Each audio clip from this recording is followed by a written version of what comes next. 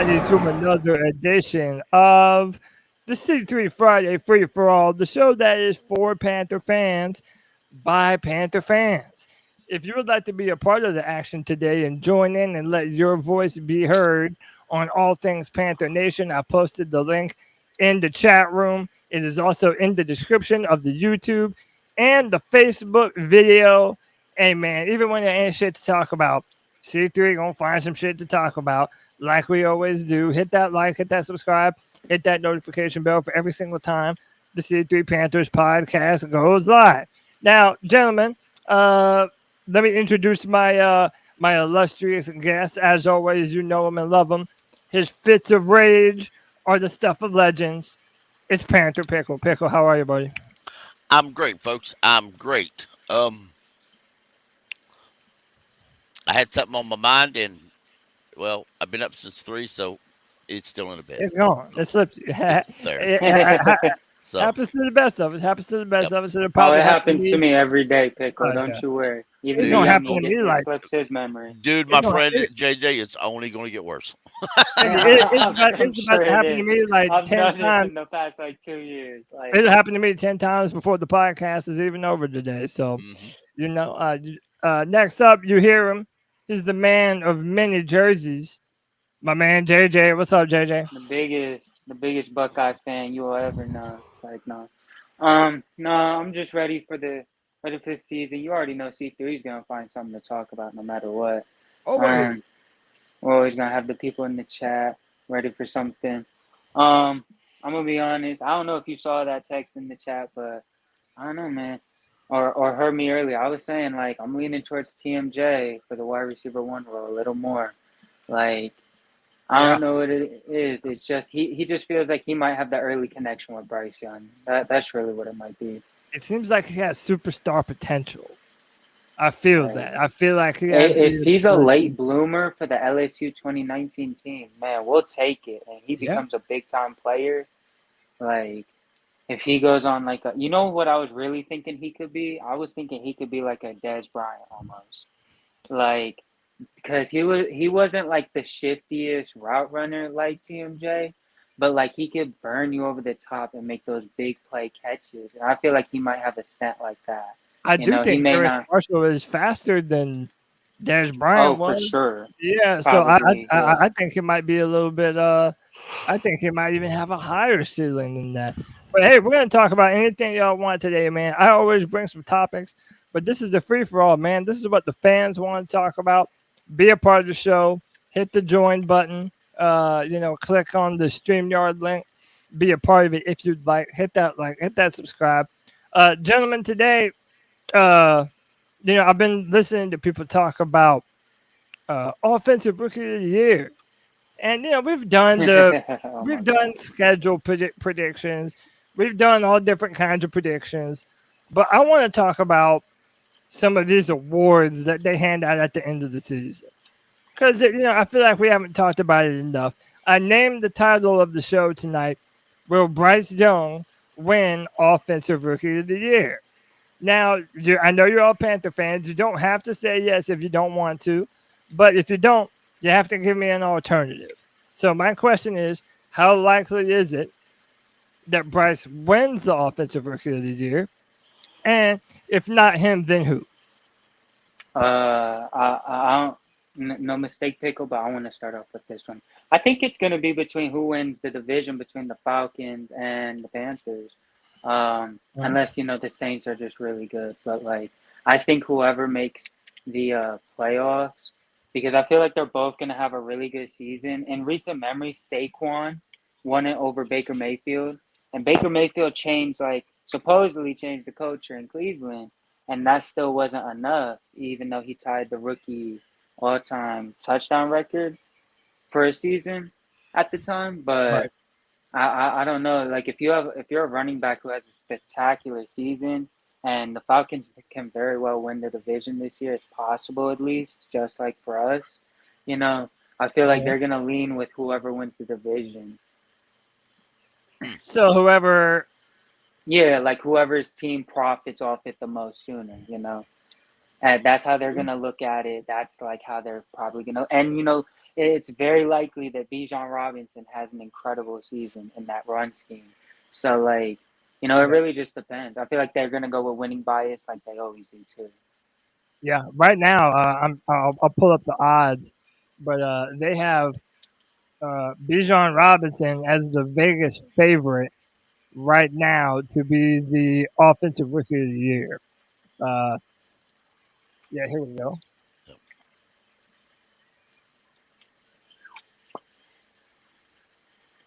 So right now they got Bijan Robinson at plus 250. Bryce Young is in number 2 at plus 400. Then C.J. Stroud at 6. Anthony Richardson at 8. You don't get to another quarterback until you get to Will Levis at plus 4,000. And by the way, I believe Bryce is at 25,000 Yep. To win the MVP. So Well, yeah, what- go ahead, Pickle. I ain't Well, gonna lie. And just some recent trends to think about before I answer that. Justin Herbert in 2020, Kyler Murray in 2019, and Dak Prescott in 2016 are the only quarterbacks to win the award in the last 10 years. In the last 10 seasons, only two running backs have done it. Kyler Murray and Cam Newton are the only first round picks to be given the award in the last 11 years. Dan Marino is the only quarterback to win Rookie of the Year with less than 12 starts his rookie season. Okay. The award. Do you think that plays into Bryce's likeliness? I think Bryce is going to. I think providing Bryce is giving a really good fair chance by our coaching staff, and I think he will be. I think he does, and I think a lot of it has to do with less. I'm going to go along with what I said a few weeks ago. I believe Bryce is going to pass a lot because our defense is going to give up a lot.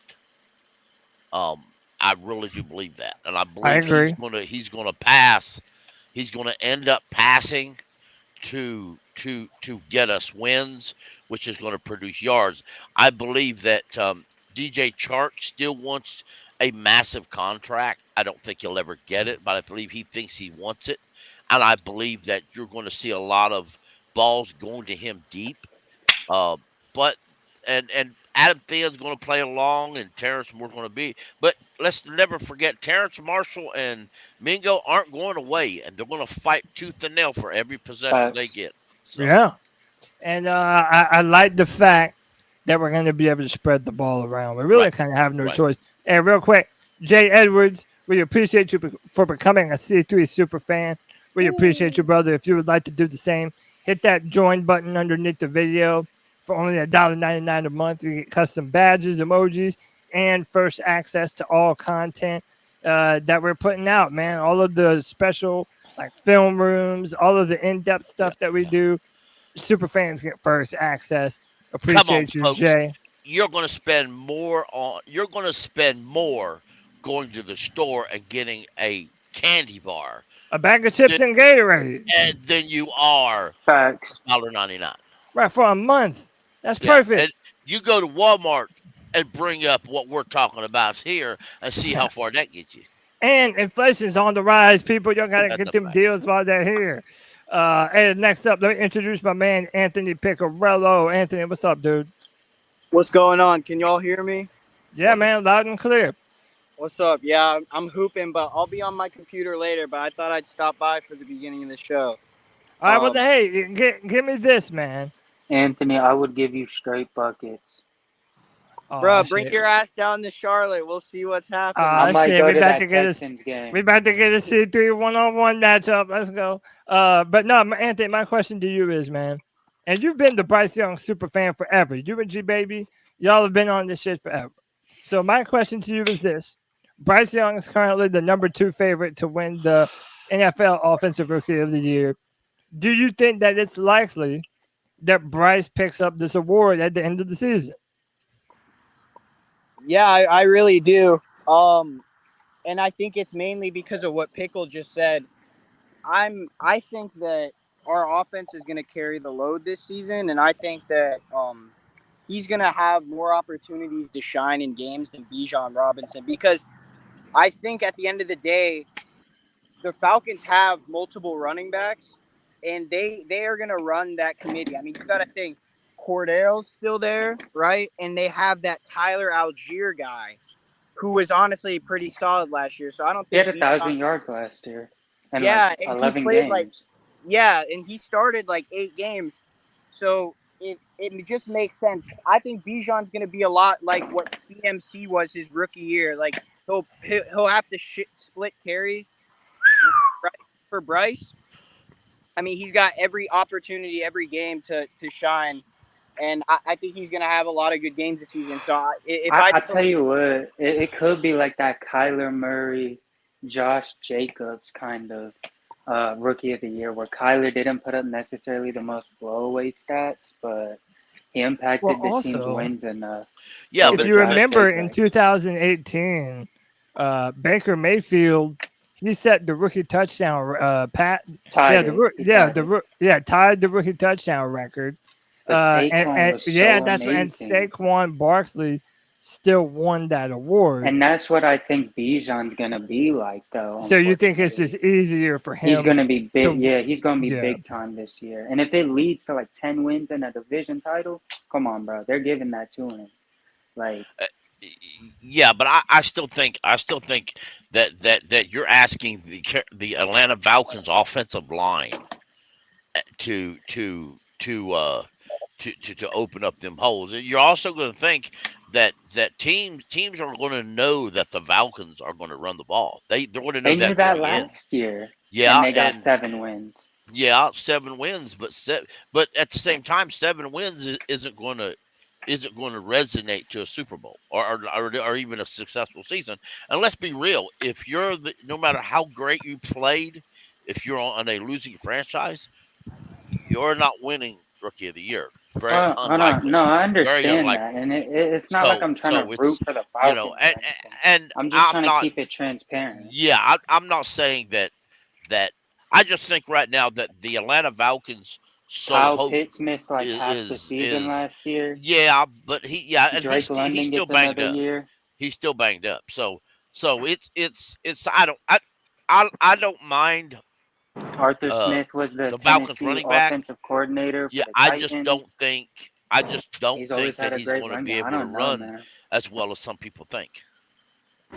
Yeah, I mean, really, obviously, with every running back, it depends on the offensive line. And PFF and everybody, all these other publications, they love to talk about how great the Falcons' offensive line is. And, hey, maybe it is. And to be honest, that's why I do think that Bijan Robinson is – and Bijan Robinson is the number 1 in the Vegas odd books for a reason. Because I do think it is easier for a running back in today's age to do it. But, again, man, people say I'm unrealistic or I'm bullish. I think – this offense, because we're going to have to spread the ball around, I think you're looking at a lot of touchdowns and a lot of yards for Bryce Young this season. And like Pickle said, not knowing what our defense is, like if we're going to be in a few shootouts, well, then that lends even more towards Bryce Young being able to do something special this year. That's why I keep saying, like, he could put up 4K flat, 28 touchdowns, 12 interceptions. Because he's probably going to get picked off.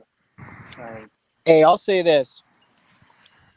In reality, if we make the playoffs and the Falcons are sitting at home, Bryce Young's my Rookie of the Year. Like, I don't really give a shit who the award goes.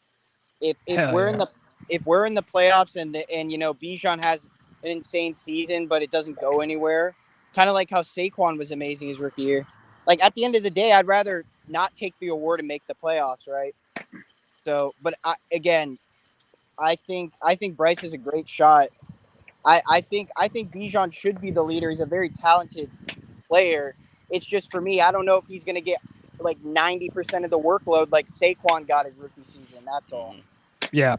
It feels like the Falcons have more receiving options than at least more reliable ones as of now. I understand. I just don't. I guess. I just don't think that a running back has a serious chance to win the Rookie of the Year. I just don't. Maybe I'm wrong. Yeah. Maybe I'm wrong. So, I tell you what, though, like it was some bullshit. They gave that shit to Dak Prescott. That's really when they started fucking over running backs.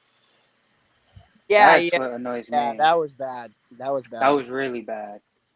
so, yep. So, Yeah, Even I as mean, a Kyler it's Murray fan, I think Josh Jacobs should have got that rookie of the it's year. like the MVP yeah, probably award. so. In my opinion, the MVP award is a popularity contest for quarter. It should be changed Yeah, to the quarterback award. Because yeah. there was some Well, years the Derrick MVP, Henry should have got his name in there some more. and yeah, and for real, the MVP, like normally, it's funny you mentioned Derrick Henry because if you have like Or 2,000 Justin yard Jefferson. rushing seasons like Derrick Henry, normally way back in the day that would be grounds for an MVP season. Yep. But no, Pickle was right. It's basically a quarterback award, and it is kind of hypocritical because it's like you can be the offensive rookie of the year as a running back.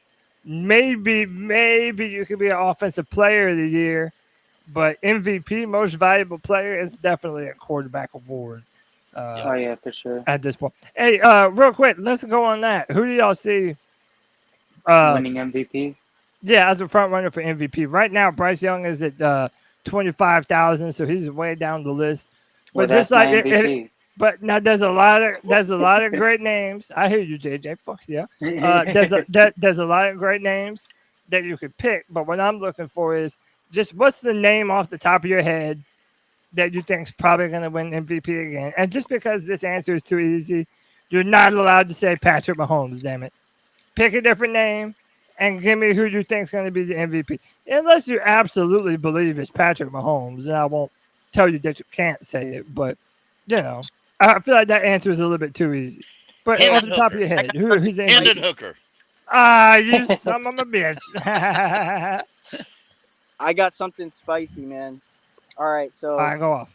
Patrick Mahomes is obviously the obvious answer because he's just like insane. But I'm picking Trevor Lawrence to have a dark horse season. Now that he has Calvin Ridley and he's in Doug Peterson's second year of the offense, I think he'll make a huge leap this season. I could not agree more, man. And that's, to be honest, out of all the games that we played this year, that's the one that I'm most excited for. Panthers and Jaguars. To me, they're brother teams because they both came into the NFL the same year and they're both big cats. So it's like, we both had number one pick quarterbacks. Clemson and Alabama, two premier colleges they both went to. I'm pumped for that. But no, I agree with you. I think Calvin Ridley and that Jaguars offense, and all the dudes that they have over there already. I keep on forgetting their names, man. What's the dude that they picked up in free agency last year? Kirk. Christian Kirk? Yeah. Christian Kirk. My pick, my real pick, is gonna floor you folks. Because if you watch me long enough, it is gonna shock you when I say this. Lamar Jackson. Woo! All right. Some love for Lamar. Why do you think so? Because they're changing that offense. They're changing the offense, and he wants the offense changed. My biggest drawback on Lamar Jackson is that he would rather run. And no matter what, proof's in the pudding. And I've always said that the proof is what you show it. And he just totally desires to throw the football. He doesn't want to run as much as he has been. And if he can put together a powerful running game or powerful passing game, it's going to open up his running when he needs to run later in the year. Yeah. And I think it's going to be his version of the 2015 season that came. Well, and Lamar Jackson fans would tell you that he ran because he had to. Yeah. Because that was the way the offense was run in that Greg Roman style. So, no, that's a great pick. I mean, I think he's probably someone. Hell, if you're a Ravens fan, after paying him what you just paid him, you should be expecting an MVP season. JJ, who you thinking winning MVP, bro? Man, I've been over here nonstop thinking, and oh, Lord. Last year, I was beyond confident it was going to be Patrick Mahomes because of the narrative, the losing Tyreek Hill. He's going to still throw for 5K. Like, I was bound positive for that. Like, I wish I could have gambled on that. I would have won money on that for sure. Yeah. But this year, like, I don't know. Like, I don't know. Like, I feel like it could be Jalen Hurts just because, like, the Eagles could be the best team in the NFC again, and he could have just a better statistical season, and they'll be the top of the NFC. But I'm gonna be honest, a dark horse, like, y'all not ready for this. A dark horse is really Dak Prescott. Like, Okay. Yeah. he's a real dark horse pick because they added more to the offense. They added more to the defense. They could really be the NFC number one seed at the end of the year, and nobody's really picking them to do that. Nobody's expecting them to have a higher seed than San Fran and the Eagles. And I just feel like Dak Prescott's always been a very slept-on quarterback. He's better than people give him credit for because he plays for the Cowboys. And he could always just have that very high statistical year. He's always been on pace to have statistically great years. Yeah. Damn, this guy just cooked me in Madden. To me, go ahead, Anthony. Oh, I was just gonna say, and JJ, they addressed their two biggest holes, which was wide receiver 2 and a real cornerback 2. The shutdown. And Stephon Gilmore, who's still good. Yeah, I thought he was very underrated with the Colts. To me, Dak Prescott is kind of like he's got that Kirk Cousins effect going on. Well, he's a good quarterback, and a lot of people, you could do a lot worse than like a Dak Prescott or a Kirk Cousins. You could do a lot worse, right? But he's also not your first pick. Like if you had the draft of any NFL player and you had the first pick, I'm willing to bet the first top 5 picks wouldn't be Dak Prescott. You know what I'm saying? That's why I said he was a dark horse. Yeah, no, you're right. You're right, 100%. And they do have weapons around him, man. They got CeeDee Lamb over there. He is a dog. G-Baby says you lost your damn mind, JJ. Pull up, G-Baby. G-Baby doesn't know ball, though. Oh, shit. G-Baby, he says you don't know ball. The NFL execs said something like Sam Darnold's a top 10 dark horse candidate. Oh yeah, I need to find that. I love that shit. Can you imagine if Sam Darnold fucking won MVP? Sam Darnold led the 49ers because his style fits Kyle Shanahan. It does. And if you imagine if he took them deep into the playoffs and he won MVP. Damn. Can you just imagine the Jets sickening? No, what would be worse? You know what? Because they have McCaffrey and Sam Darnold, and they use our players better than them. You know what would be worse?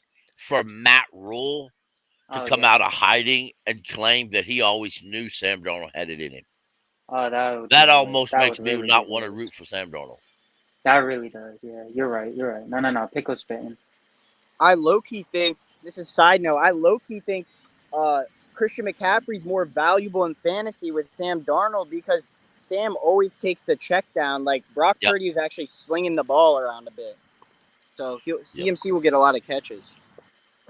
Bro, the dude that put out that list that y'all talking about, I'm still going to find it. His name is Adam Sheen. He's a CBS asshole. Bro, he's always been the biggest Cam Newton hater. I go to his Twitter profile. It says, "You are blocked."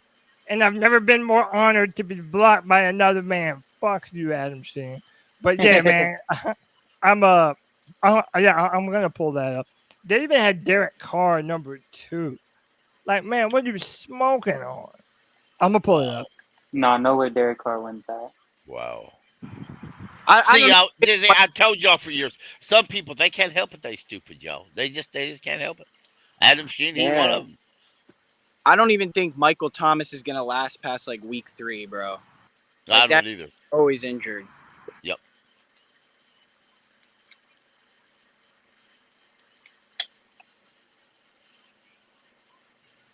But I gotta feel some dead air when I'm searching for shit. Facts. All right. So, anyways, back to what we were saying earlier. Like, I don't think I think the Jaguars are gonna come out slower than people think. I think they might. They're gonna win the division, of course.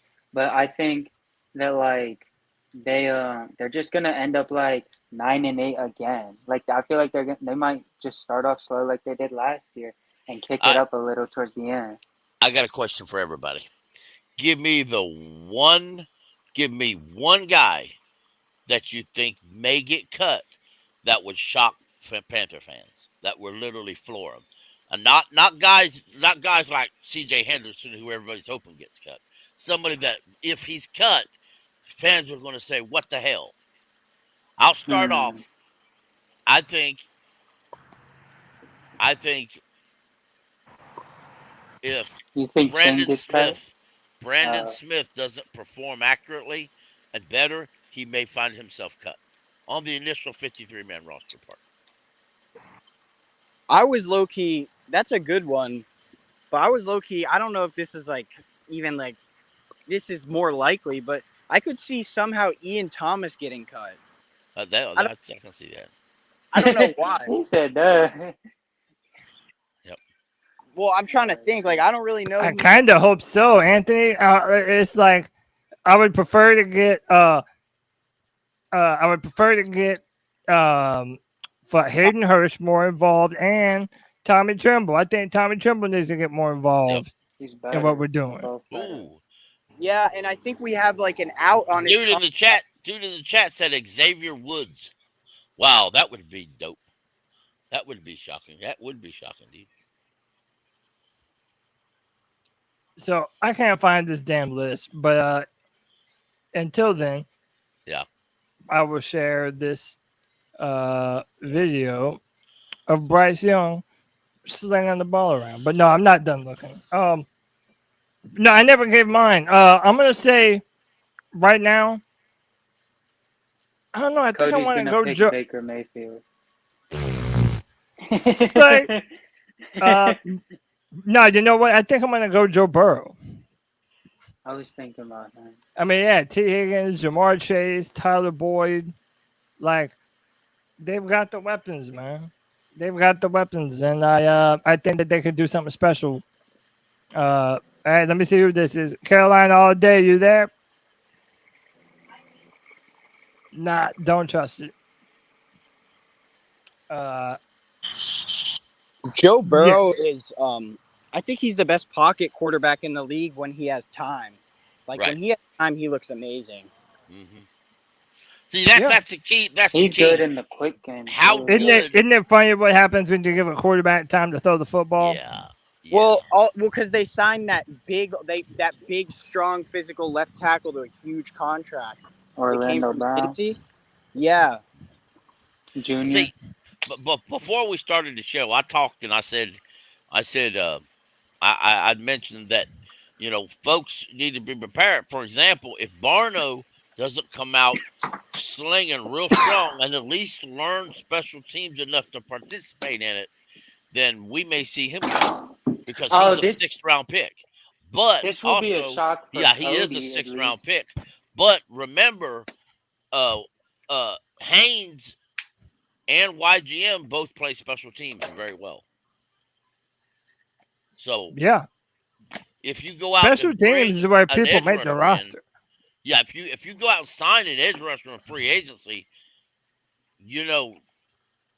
Barno was a 6th round pick last year. It'd be real easy, and he wasn't active in enough games. It'd be real easy to release him and put him on your practice squad next year. Or put him on your practice squad. And by the way, to Jimmy Rizzo in the background, I'm not putting you in, man. You never add any productive conversation to this show, and you're not a Panther fan, bro. So what the hell are you even doing, man? So you don't get to come on. Damn. But I can Jimmy. Hey Cody, this will be a shock for you at least. Shi Smith, he's getting cut. Damn you, JJ. Why you gotta be like that? Man, Demir Bird isn't. All right. Let me just make that clear. Well, you know what you ought to do? You ought to pull up a particular either one. Just pick up a roster, a position on the position, and for example, say wide receiver. So you got to dwindle all our wide receivers down to 7. Steve Smith said he thinks they'll keep 7. Most of the time, I think they keep 6, but just hypothetically say we keep 7. If y'all sit down someday and do your own version of a roster cut, there at the end, it gets real. If you've never done that, it gets super hard. Yeah. And we're going to have a few different positions that we're going to have some tough decisions to make. Right, exactly. But this is the list, man. Adam Sheen, yeah, he blocked me, and I'm proud. And after reading this list, you might see why, man. Yeah, Oh, so he's got. we agreed on the dark horse. Yeah, I mean, so y'all agree on the dark horse. He's got Derek Carr at number no two. way Deshaun Watson. You know what? wins If there's way Deshaun if Watson there's any, I mean, if you look at this list and you try to figure out somebody, I mean, Justin Jefferson, why would he be a dark candidate? It was just like what you said, Pickle. No other position wins MVP except for quarterback. Exactly. You know what I mean? Like it's a quarterback award, so it's dumb. It's dumb to even put him in there.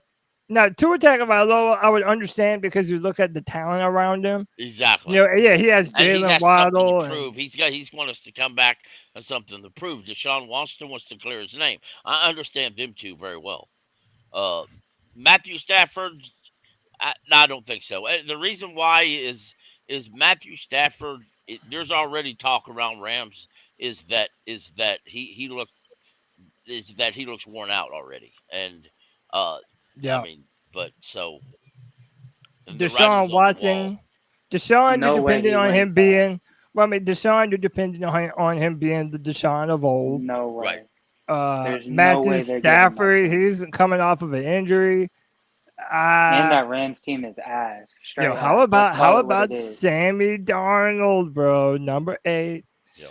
Yeah, it does make you want to be like, yeah, no, I can't put for I ain't Sam gonna lie, on this Jared list, Goff's but- a little better one than I thought. For like, if the Lions fuck around and win 13 games, they might sneak his name in there. Yep. Hey, Carolina all day. Can you hear me? Yeah. What's going on? What's going on, man? How you doing? Good, man. I got some stuff to say. I don't know if other people want to go first, but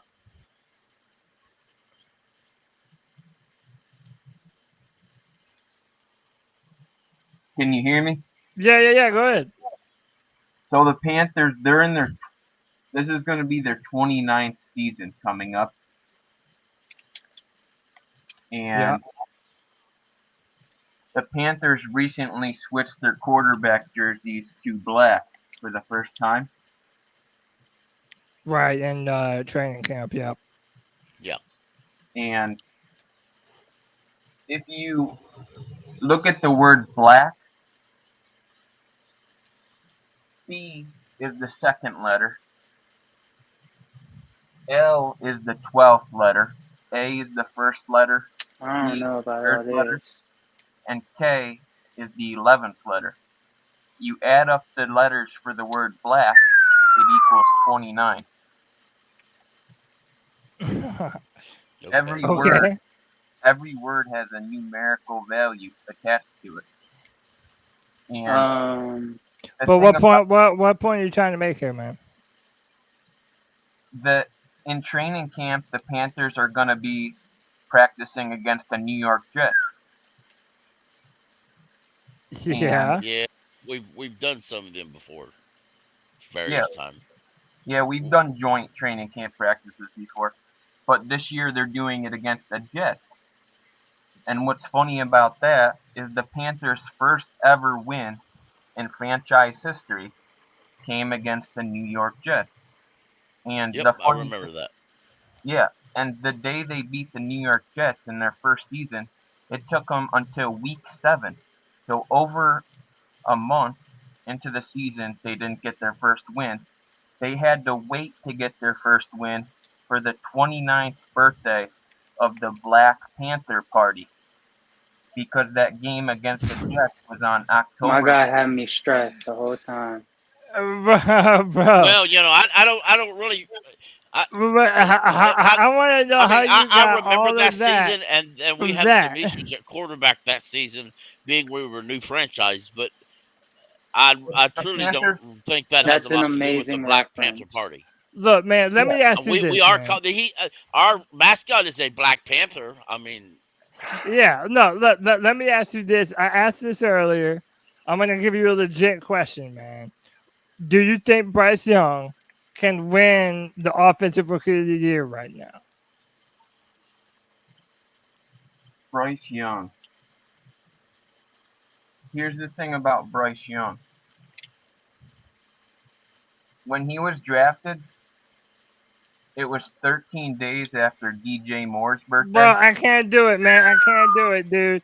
I can't do it. We can't hear numerology all night, bro. I tried to give you a chance, man. I'm sorry. I ain't trying to hear that shit no more, dude. Yeah. Somebody turn on the Twilight. Where's Tony at? We need to hear that Twilight Zone going on there. Yeah, man. Look, if you want to talk, you got to talk Panther football, man. We ain't reading the numbers and, searching through the Bible code and all that stuff, man. Yeah, come on, yo. We Carolina Panthers. We here to talk about football. Come on, folks. What the hell's wrong with you? Sometimes I tell y'all shut the hell up. Now I'm gonna tell you speak the hell up. Well, yeah. At first I thought he was about to be I thought he was about to be a flasher. Yeah. I thought he was about to be a flasher, so I was like, I didn't really recognize the name, bro. If you want to talk, you gotta talk Panther football. What was that dude's name? Hey, let me. What? What's that dude's name? It was Carolina all day. Carolina all day. Shut the hell up. Or just say, ice up, son. This is a Panther podcast. We ain't trying to hear no numbers. Bro, this man said this man said the Black Panther Party, y'all. Like, what are we talking? Like, the only Black Panther Party is happening right here at the C3 Friday Free for All. If you know what I'm saying. So let's just move on, bro. Let's just pretend like we didn't get some numerology shoved down our throats. Dak Prescott is low-key an underrated choice for MVP. I'm just gonna keep that out there because I like that pick, bro. Yeah. They could be the number 1 seed, possibly most wins in the NFL because their defense is elite and their offense is elite. And they're going to give Dak Prescott a big bulk of the credit, especially if he keeps some interceptions down after last season. They're going to see a noticeable jump in his game just off that alone. It's going to be an easy narrative to push. I'm telling you. If he gets close, if he gets top 3 next year, I'm going to be up here talking about that. Because that's a good pull. And, G-Baby over there talking shit about that. That's why he's going to owe me money with them Brian Burns bets. Yo, I hope he has to pay up big time. For JJ, real. I'm definitely hoping he has to pay up big time. Geno Smith, I don't know, maybe because he had a good year last year. Bro, Sam Darnold, let me tell you, I don't know about MVP. That's a little bit wild to me. But I do think Sam Darnold could be good for the 49ers. He could. And I don't even think that's like weird to say. I mean, a lot of people shit on Sam Darnold, and I get it, man. We had some bad memories with Sam. Yeah, but like you put a good team around him, and they should be able to do some shit, Outside of the Saints game, he was good last year. I don't care what nobody say. Yep. Let me see who I got in here. 910 Panther fan, what's up? How we doing, guys? Doing good, man. How are you? Great, man. Just got out of work. What you think about Bryce Young winning Offensive Rookie of the Year? I said it in the chat. I don't think he's going to win, man. I don't think so. All right. Tell me why not. I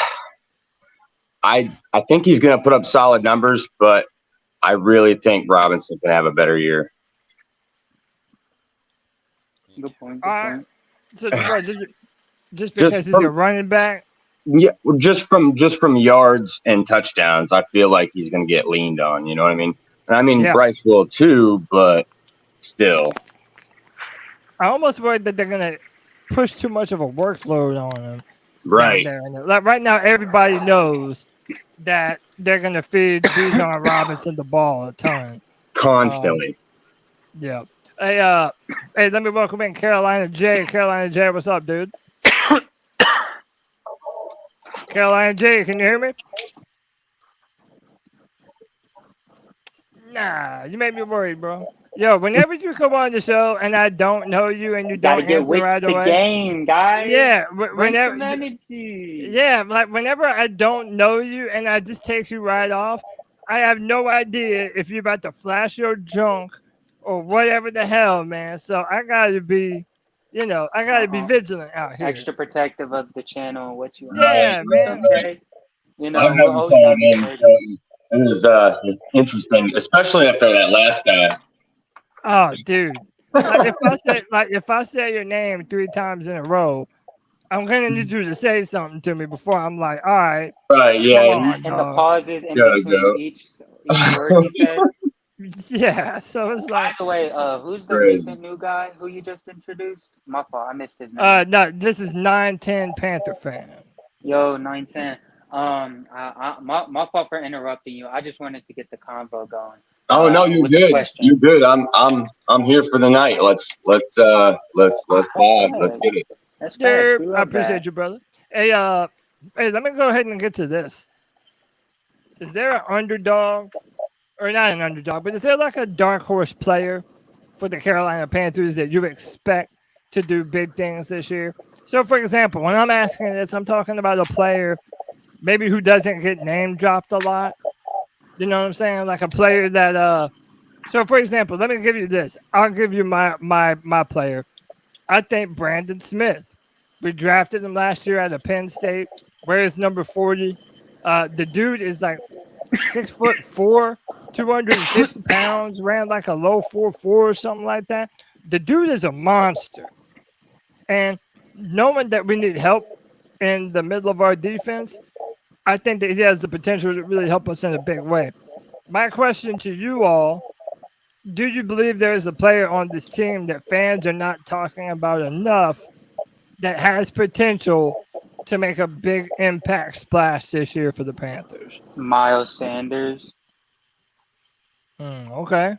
Easily, probably. I think everyone always forgets we got Miles Sanders, honestly. Like, because I have a few times, but here recently I've been like, we might get 1,200 yards out of him this year if we really commit to the run game, like midway through the season. Like, I know Pickle thinks we're going to be a huge pass-first offense, but, like, he could get close to there. Like, I wouldn't be surprised if he broke a K and has some good receiving production there as well. And, like, we're going to really think midway through the season, man, maybe Miles Sanders was like a better signing than we thought. And, at the price we got him for, low-key, we got a nice guy for a good deal. Like, I think we're going to come back to that midway through the season for sure. I saw Muscles Marinara in the chat. What's up, bro? He said Amari Barno. And Amari Barno is a good answer, too. He had 2 sacks last year. And he really barely even saw time. So I'm gonna be honest. I forgot he was on the team till week 18 when he got that sack versus the Saints. Completely forgot he was on the roster. Wait, who? Amari Barno. Yeah, man, dude, he had one of the fastest 40 times of an outside linebacker ever at the combine. Yes, see, it's these guys that we just flat don't know. And in reality, this is where signing a edge rusher is something that we just don't know. If you put your pads on and they come out like a lights on fire, then that's great. But what if you sign an edge rusher, which prevents Barno from showing out? Well, that's what DJ Johnson was, right, Pickle? Yep, exactly. So I mean, they brought in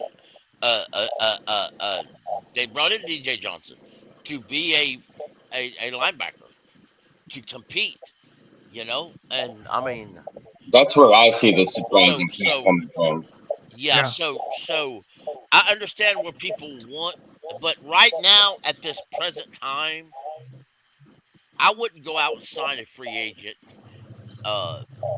edge rusher just because he'll essentially be taking away snaps from somebody else. Don't say that too loud. Anthony might freak out. Well, I mean, Anthony can freak out. This is Friday free throw. You're allowed to freak out. I'm not going to freak out with you. But but at the same time, let's be real here.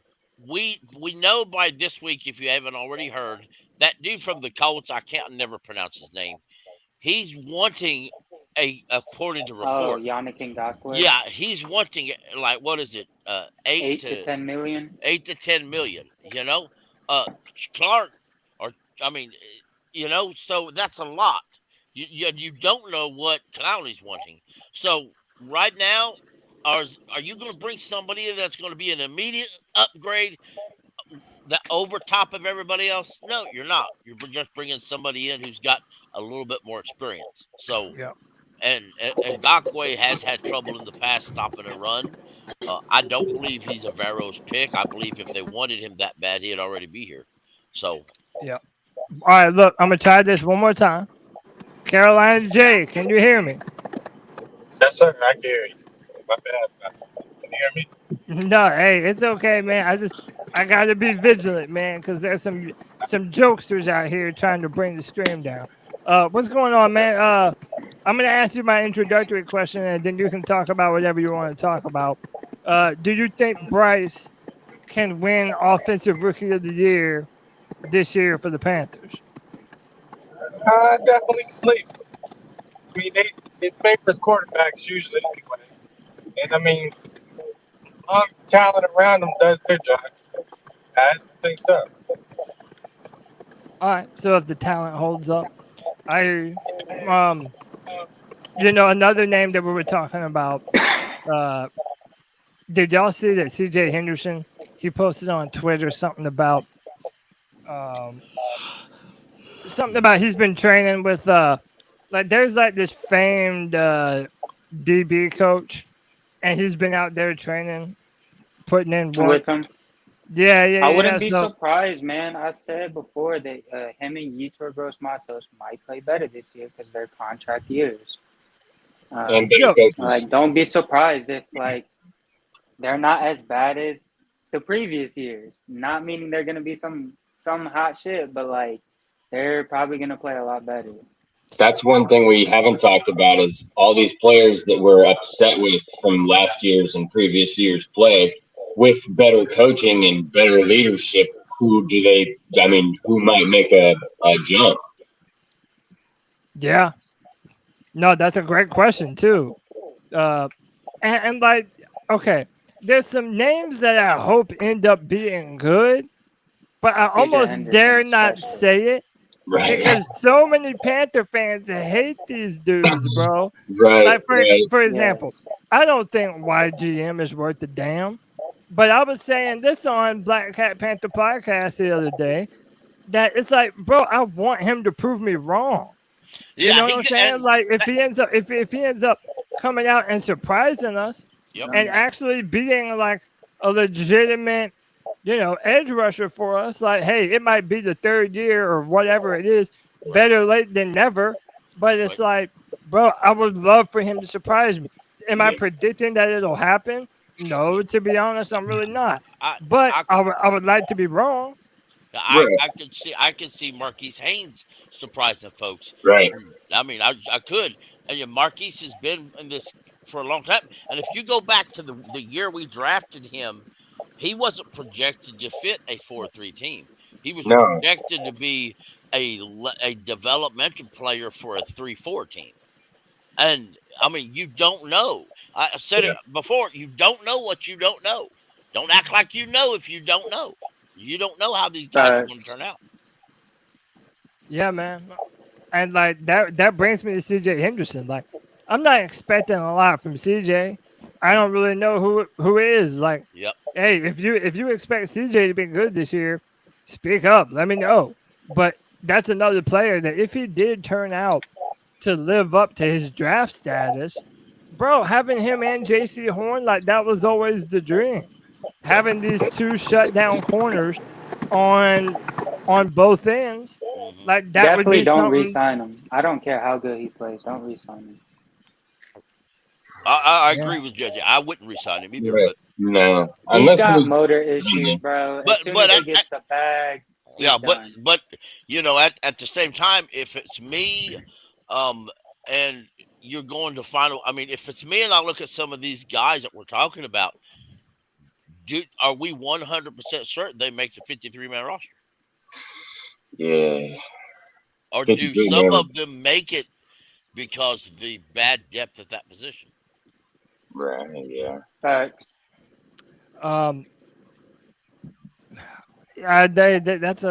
There's a lot of good questions. I mean, hey, there's so many unknowns on this team right now. 9-10. Who's your prediction for a player that could really surprise people this year? I think Jeremy Chin. Jeremy Chin could be. If Vero could have some sort of plan to where he's going to implement Jeremy Chin in a way that Matt Rule and company couldn't, and instead of being this versatile tool all over the defense that could just be plugged in when someone gets hurt or for a certain package, I think Vero is going to make him more pivotal in that defense, the way he schemes it up so that he can attack, because he's better at attacking the quarterback or attacking the play, So I really feel like if they build a scheme, and I'm sure they have a plan, but if they have this plan for him, I think he could show what he did a few years back. I think he could really take that jump. Yeah, and let me ask you this, since you brought him up. What position do you think they're going to play Jeremy Chin at this year? Because there's been a lot of debate about, hey, is Jeremy Chin a safety? Is he a linebacker? What is Jeremy Chin in this defense, you feel? I feel like we're going to be base 4-3, but a lot of nickel. And I feel like he's going to be the big nickel that's either going to be attacking the run or going after the quarterback or short yardage zone. Yeah, okay. Scott or Frank Wright called him their linebacker in their dime packages. So right, which I can see that. Not the same. Here's a Rajon Wright, who actually there's a TV show on Netflix called Last Chance You, season 5. Watch that, folks. Rajon Wright gives you a part of his past that'll. I really like that. I'll just say that. Okay. Sounds pretty inspirational. It's the Last Chance You, season 5. Season 5. It's one of the episodes. Season 5. I gotcha. If you look at his film, the man can do it all. I mean, he's fast. He's tall. Right. He has long arms. He's a good impress man coverage. Yeah. I read that he was expected to be drafted, but he wasn't drafted because when he was in college, he had what they called a hip flexor. Everybody told him it was a hip flexor. He assumed it was a hip flexor. When he went to the Senior Bowl, it started acting up. So he thought it was a hip flexor. But one of the trainers talked to him, convinced him to go to get it checked out. It turned out to be a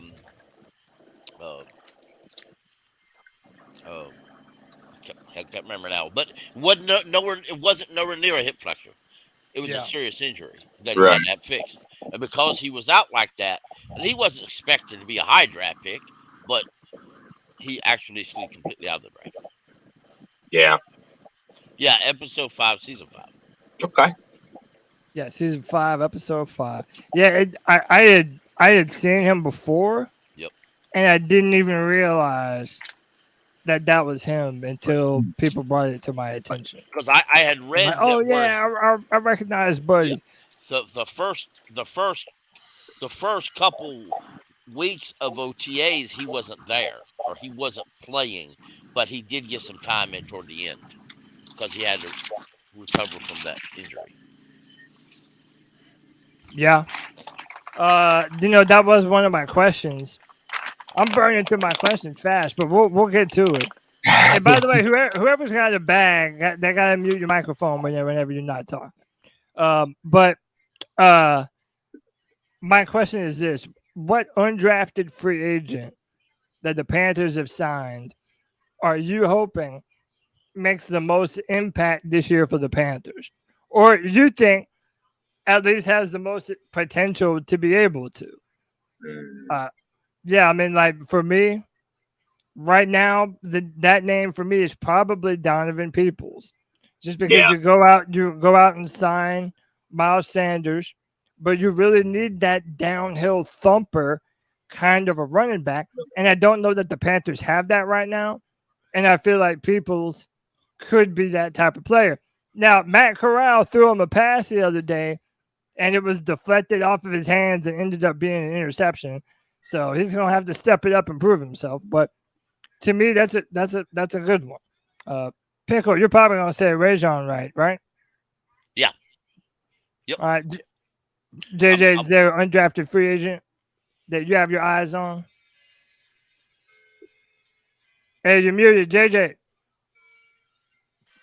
Yeah, my fault. No, A very underrated player that I guess they could get some.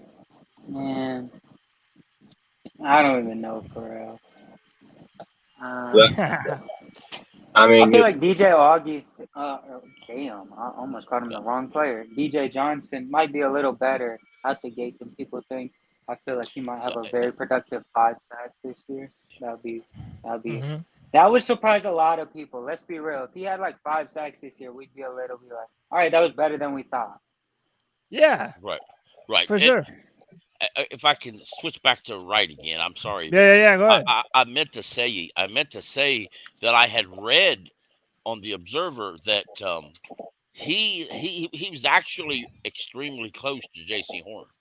They met his brother. Wright's brother was drafted by the Cowboys, and but he went to Wright's brother was drafted by the Cowboys. He went to school with Horn. So that's how come they met each other, and it was he's here, he's in Carolina because of his friendship with Horn, but he also knew our secondaries coach from college too. So I thought that was interesting. So yeah. So 9-10 Panther fans, they're an undrafted free agent. It's Peoples. I mean, I'm most impressed to see what he's going to do. The third down back is, pretty important in this league. I feel like so. All right. Okay. I mean, we used to have Cam. We used to have Cam on third down that could run 4 yards when we needed it. And I mean, I feel like we're going to be leaning on, other players, which is right. A good thing, honestly. If we're being real, it's never good to just rely on one person. We saw with Christian McCaffrey that deteriorated him. We saw that with Cam Newton. That deteriorated him. Like, let's spread the offense out. And I think having a smaller quarterback could honestly help that. But I mentioned this in this past week's show on Tuesday. I think this season's a real it's really on the coaches this year to show what this team is going to be. And I'm really worried about this coaching staff a little bit. I don't know if you're worried about them. Yeah. For what? What are you worried? What are you worried about? What if they're just not as good as we thought, and it's just a lot of name value? Well, I mean, man, that could obvious. Yeah, listen, I guess theoretically anything could happen, but I mean, look at the different types of names that we signed, from Jim Caldwell, the Dom Capers, to exactly names. But these are men that have experience in the NFL doing this at a high level. Right, it's not like Saturday, when he jumped in off the couch. Yeah. All right, look, I'm a man of second chances. So I got Carolina all day back in the show. Carolina, I'm gonna give you a second chance. I'll beg of you though, no more numbers, man. We're just trying to keep it football. Is there a player, like a player that's flying under the radar that you think could be good for the Panthers this year? The floor is yours. Definitely Terrace Marshall Jr. But I think he's on the record, though. you guys got me all wrong because I used to be the biggest Panthers fan in the world. But you're not no more? I'm somewhat a fan. I mean, I tune into the podcasts sometimes, and I obviously watch the games. But the reason why I'm not a fan, like a big diehard fan anymore, is because I just realized how rigged the games were. And, I mean, yeah, I think Terrace Marshall's going to have a good season this year. But do you think that we are at least whatever? Look, if you want to believe it's rigged, I'm not going to tell you to not think that. But do you think that the players that we have signed this year, or just what we have done in the offseason, could put the Panthers in position to be a good team this year? Well, you said if I want to believe it's rigged, I can. But the thing about this is it's not a belief. You can see that. All right, man. I tried, dude. I tried. I'm not. You gave it your best. Yeah, you're trying to. Cam Newton. Don't ever say that I didn't try, man. We're trying to do a Panthers podcast. If you want to argue about the NFL being rigged, you got to do that on another show, man. We're trying to talk fucking Panthers football. You're making my job harder, bro. I gave you y'all see how lenient I am. Yep. I gave bro another chance to come in and make shit right. Yep. And he didn't want to do it, man. That's what I'm saying. Like, you're not gonna convince nobody on this podcast that the shit is rigged, bro. Right. No. You're gonna have to do that shit some other time. You know what? I personally believe that it would take a whole lot to get every player in the NFL convinced to cover it up. Right. 1,000%. And you take a player it like cannot get leaked. You take a player like AB. Do you truly believe if it was all that he'd be able to shut his mouth and blab everybody and show everybody the proof in that? Exactly. No, 100%. Things in the NFL get leaked every day, and yet we're gonna sit here and not know the NFL. Shout out to One Book Club. I totally agree with that. It wouldn't shock me at all for C.J. Henderson to be traded for a conditional late 7th round pick or even cut. It would not shock me at all. No. Because if he doesn't produce in the system, I mean, what use does he have? Right.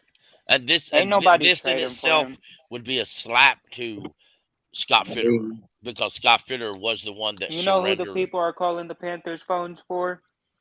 Who? They're calling it for Icky, Louisville, Burns, Horn. Who else? Maybe Miles. And what do you mean? What do you mean? Like, you know what they're getting? Ain't nobody calling the Panthers for any of those bums. Let's please stop talking. Well, no. When you sometimes. Wait. Did you just call Icky a bum? No, I said those are the people. Panthers are calling for. That's not. I was about to wow, Jay. You don't always trade for somebody. No, somebody those are the best players. All right, I had to make sure. Hey, hold that thought, Pickle. Let me introduce our next guest. Come on. Is the man. He's here to fight everybody like he always is, and I appreciate it. It's Twan Don. Twan, what up, bro? I ain't fighting Twan today. I'm too tired. Yo, what's up, fellas, man? Let's get it jumping, man. Pickle said he's too tired. He's too tired to fight you, Twan. I ain't even fought Pickle today. Well, I mean, hey, the day is still young. You just didn't know it, man. All right, no, you know what? I'm going to ask you. Earlier, and I was at work, and I was going to call in. I was going to raise hell. I was going to set your ass straight. But you got off before I got on, and by the time I actually got home and got on my computer, I forgot the hell what I was going to argue with you about. So. All right, Twan, I'm going to ask you the first question.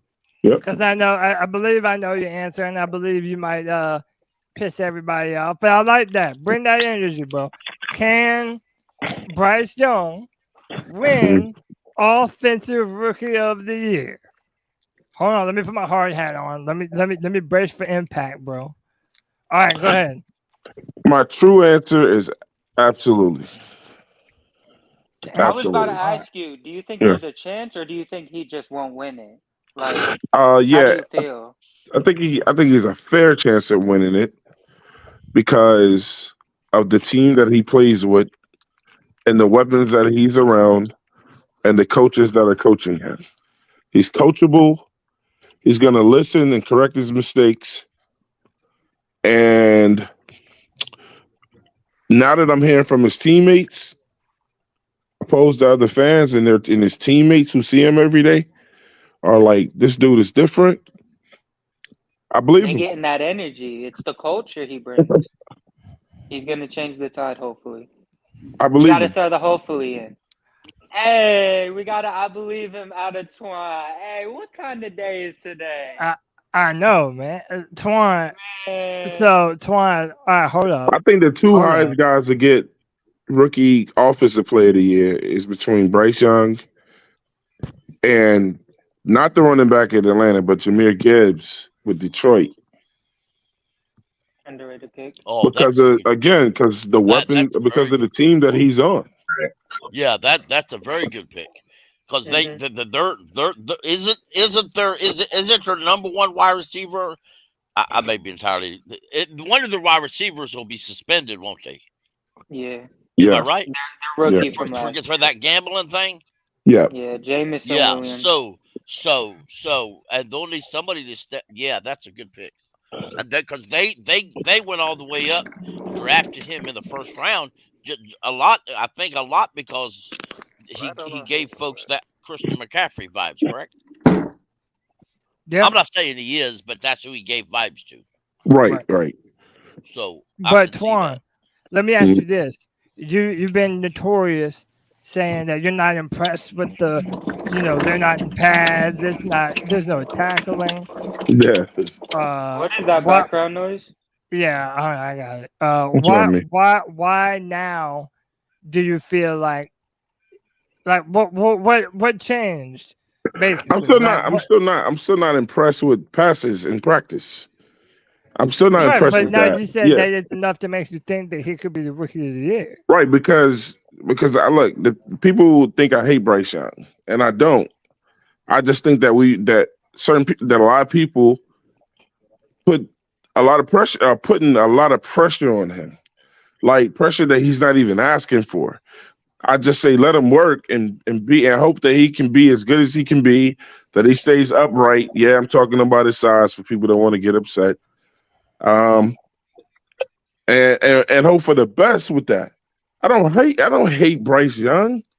I think the dude can be a beast, man. We saw him in college. I don't even know if Bryce Young feels pressure. I don't know. I don't know if he was born with that part of his brain intact. Whatever part of your brain feels pressure, I don't know if Bryce Young can feel it. And maybe I'm wrong, but if a NFL player, whoever it is, if you feel the pressure of fans chatting, you're in trouble. I don't care if you're drafted first or you're never drafted. If you feel pressure by fans chatting about you on the field, you're in trouble. You end up like Mitch Trubisky. You really are, because fans are going to chat regardless of who they are. Well, no, opposing fans are going to call you everything in the book to your face while they're standing in the crowd, knowing you can't do nothing about it. Some pressure is warranted, and it can be good for you. Yeah, I promise you that. But when people set unexpected standards for you, then that's the pressure I'm talking about. Like, I don't like comparing them to Cam Newton. Just let them go out there and be Bryce Young. Yeah, right. Yeah, I understand that entirely. I don't feel. I feel there's a difference between fan rankings or where, for example, if JJ says, "Oh, he was going to be MVP and he's going to take us to the Super," not JJ said that, but JJ was to say he was going to take us to the Super Bowl his rookie year. Yeah. I don't think Bryce Young gives a damn what JJ says. Hey, But Pickle, JJ don't believe that shit. He just no, saying I that. know that. I use that as an example. But if Bryce Young pulls up the Athletic and he sees Joe Person say that, then if it bothers Bryce Young that much, or Bryce Young thinks, oh, I got to go and set this up, or he sees a report on ESPN, or Steve Smith says, you was drafted number 1 overall, you've got to go out there and be great. But you guys got to remember, you've got to have, he's short. to me, like, he hears this is what they call noise. mental toughness.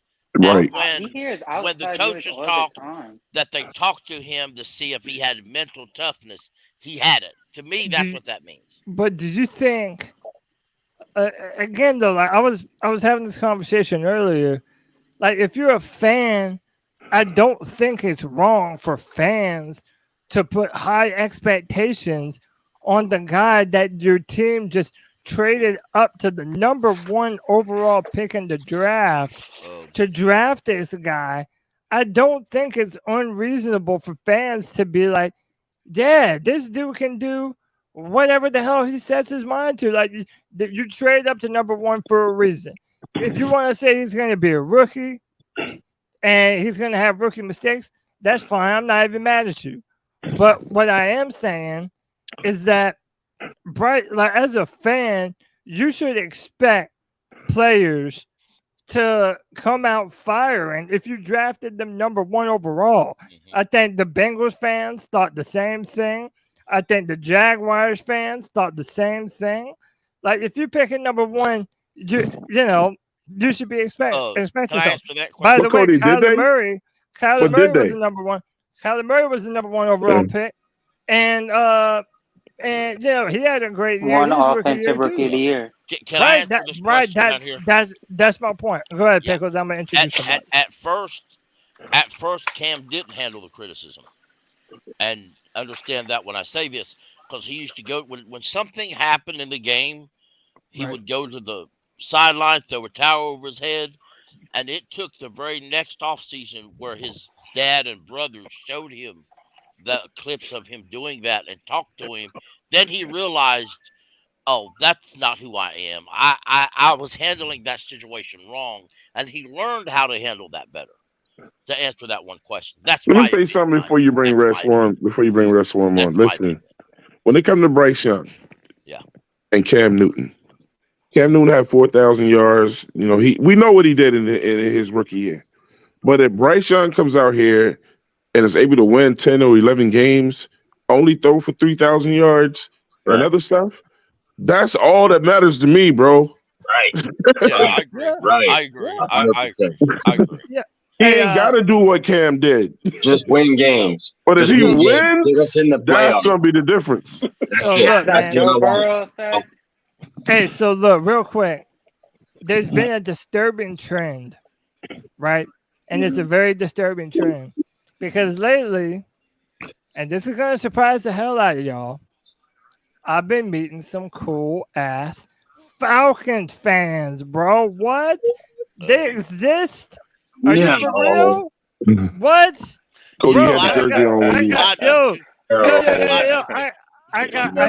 know it. Veins on that photo. Cody had the jersey on when he was a baby. I know that it sounds blasphemous. We got one of them on the pod right now. The homie Red Swarm. Red, what's up, dog? Red Swarm. What's up, family? How y'all doing, man? Red Swarm, what you doing? You chasing me today? Hey, earlier today, I listened to Wolf on his podcast. So what can I say? Oh yeah. Day one. Hey, I was waiting, Cody. I saw what Twan said. Hey, give me a minute. I'm gonna be on in about 30 minutes, man. So you waited. Yeah, y'all was getting it simmering, but I said, man, let me come in here so they have somebody to throw them darts at, man. Y'all can shoot all right, man. All right, well, look, I'm gonna ask you. I'm gonna ask you the question. I'm gonna ask you the question that I asked to everybody earlier, and I'm gonna ask you the same question. I'm not even gonna change up the question because you're a Falcons fan. Okay. Is Bryce Young the favorite? And I'm not talking about Vegas. I got you. Do you think Bryce Young should be the favorite to win the Offensive Rookie of the Year? So, Cody, Good question. Twan can attest to this because Yeah, I'm about to hear this story all over again. Yeah, but Twan, I got a little bit different twist for you though, and you're gonna Okay. your pick. All right, so Cody, I said earlier today that they had Pop put up a picture and it had CJ. I'm sorry, not CJ. It had Bryce. It had CJ Stroud, and it had Bryce and Bijan. And I said that I thought that actually Anthony Richardson has a clearer path than CJ Stroud does. He did. But I definitely said Bryce is right there in the conversation. Now I said he did. that I think my pick is Bijan. And I gave this was my reasoning why. I said the quarterbacks, they're gonna tie the team record to the quarterback at the end of the season in this discussion about offensive rookie of the year. Those guys are quarterbacks. So it's not just about the numbers that they put up in their production. I said that Bryce could throw, he could have a hell of a year. He could throw for 3,800, approaching 4,000, 25 touchdowns, 10 interceptions. But if Bijan and if both teams went 7-10 again, right? If that happened and Bijan had a 2,000-yard season, which is possible for him, 400 you said yards. 2,000. No, total yardage. Okay, all right. Yeah. I hear you. All-purpose yards. Receiving, all-purpose yards. And so they both have dynamic years and went 7-10. I think with the way they play this in the media, Bijan would go ahead because the season not being a winning season, making the playoffs, they would look at Bryce and say, well, he's great, but he didn't get him there. What they would say about Atlanta is Bijan had a great season, but Desmond Ridder didn't get them there. Right. So the knock would go on the quarterback. Yeah, they would pass the buck. All right. That reminds me, and I said That's this earlier. The Saquon and Baker Mayfield. Exactly. Hey, real quick. Hey, before we go forward anymore, I gotta welcome the homie, man, from Black Cat Panther Podcast. It's my dude, Pop. Pop, what up, bro? Pop, what's up, brother? Hey, you're muted, man. I don't know if you know. Damn, Pop lacking right now. Hey, hold on, can you hear me? Yeah, now I hear you. What's up, bro? What's up? Chilling. Is that one of the Kelsey brothers we got over here? Don't even look like man. God damn, he got the pipes out and everything, man. Yeah. What's up, man? Let me get your autograph. You look like one of them Yo, who we had popping in here. You look like one of them Kelsey boys, man. Can't help it, man. I can't help it. Yo, that's a compliment, bro. Travis Kelsey fly as shit. Yeah, he is. He's a killer, man. Hell yeah. Red Swarm, let me ask you a question. Yeah, bro. His stats look good to me, but as well as I do, sometimes stats don't tell you nothing. Right. Rashad Evans is currently a free agent, and he was on Atlanta last year. Panthers have a need at linebacker. Why is he available? We have a need at linebacker. And interesting, Pickle, I looked at a statistic on NFL.com of tackles last year. He was number 8 in the league in total tackles last year. Yeah. And I'm saying the same thing. Why wouldn't you get this guy? I mean, they could probably have him for $3 million a year. He wants to come back. But I think the deal is, I think he probably, because he's moved around a little bit, this is just my suspicion. Yeah. I think he wants something more long-term than what they're giving him right now. I would understand that. So. Yeah, all of our older guys, man, if you look at them, Calais and all them boys, and y'all have done the same thing. Those risky sort of deals, those dudes are on 1 and 2 year contracts. The team is not, these new team and management, new GMs, they're not getting locked in to no 4 or 5 year guys, man. They're not. Unless they drafted them and they're proven. That's the only way you can justify that today, man. Right. Picking up the 5th year option is about the most common that length of signing, But I mean the dude's what, 27 or 28? He's young. He don't have a lot of wear and tear on him, man. I mean, I had eyes when he played in Tennessee, and I realized today he was a free agent, and I'm like, he was good. He was good coming out of. He was good coming out of Alabama. I just, I don't know what the deal is. Hey, can I say something to Twan Pickle? Can I say something to Twan? Yeah, he's right there, man. It's a free for all. Go ahead. All right, cool. Yeah, we got to get it popping, man. Because I'm used to chiming in and listening to y'all. Y'all be throwing fire like a motherfucker on the free for all, man. So, yeah, man. Today kind of low key right now. It is, man. I said, let me go ahead and let those dudes fire off on this Falcon, man. Come with it, man. Come with it, man. Because it ain't got dark yet. It ain't got dark yet. Oh, yeah, okay. the sun is just now going down, bro. The sun is just now going down. Let's get it. So, Twan, you remember you said that you actually are leaning more towards Jahmyr Gibbs than my boy Bijan. And you said that the system and the complement around him. I remember I was like, damn, I was trying to remember. Where did Jahmyr get drafted? Detroit. And, all right. And I kept trying to. I knew that they let Swift go, and I know that the Saints got Williams from them. And I was like, damn, they lost their running backs, but they picked up David Montgomery in free agency. Yeah.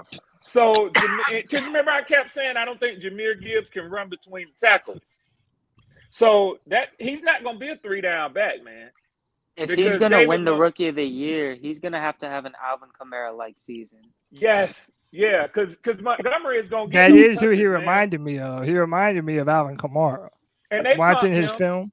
Yeah, they've comped him. Cody, that's a good pickup, Cody. He does look like Kamara a lot, man. You know, and he's gonna be a dual threat. He's gonna be able to take that ball and go the distance because he is speedy and shifty. But he is not gonna be a 3-down back. Yeah. He can't get between the tackles though, man. That's I'm worried about him territory. When we play them this year. I'm worried about him on the field. Hey, man, let me welcome the man, the myth, the legend. You love him, and nobody has ever hated him. It's G baby. G baby. Hey, what's good with my motherfucking dog? Motherfucking boy, playboy, motherfucking boy. G baby, what's good? What's good with my motherfucking dogs, man? What's Gucci with you, boy? I mean, we chill. Hey, I'm gonna ask you this. Yo, G, I'm gonna ask you this because I know you're a fan of both of them. Who's gonna win Offensive Rookie of the Year, bro? Is it Bryce Young or Bijan Robinson? And we got a Falcons fan on the panel, bro. So you better watch how you answer. Oh, is that my boy Red? That's my dog, Red. You gotta watch how you answer this shit. He bro. said that's my dog. Hey, I'm gonna be honest with you boys. God damn it, G. My boy, the truth. If he ain't winning that Offensive Rookie of the Year, no, you gotta pick one, bro. No, you gotta pick one, bro. Don't do that sitting on the fence shit. It's either Bijan Robinson or Bryce Young. Who are you picking? Well, you already know who I'm gonna pick. The truth, baby. Bryce Young all day, 24/7, 7-11, baby. What the fuck y'all talking about? I had to make sure, dog. That's all. You know who I'm rocking with. I just had to make sure, G. That's it.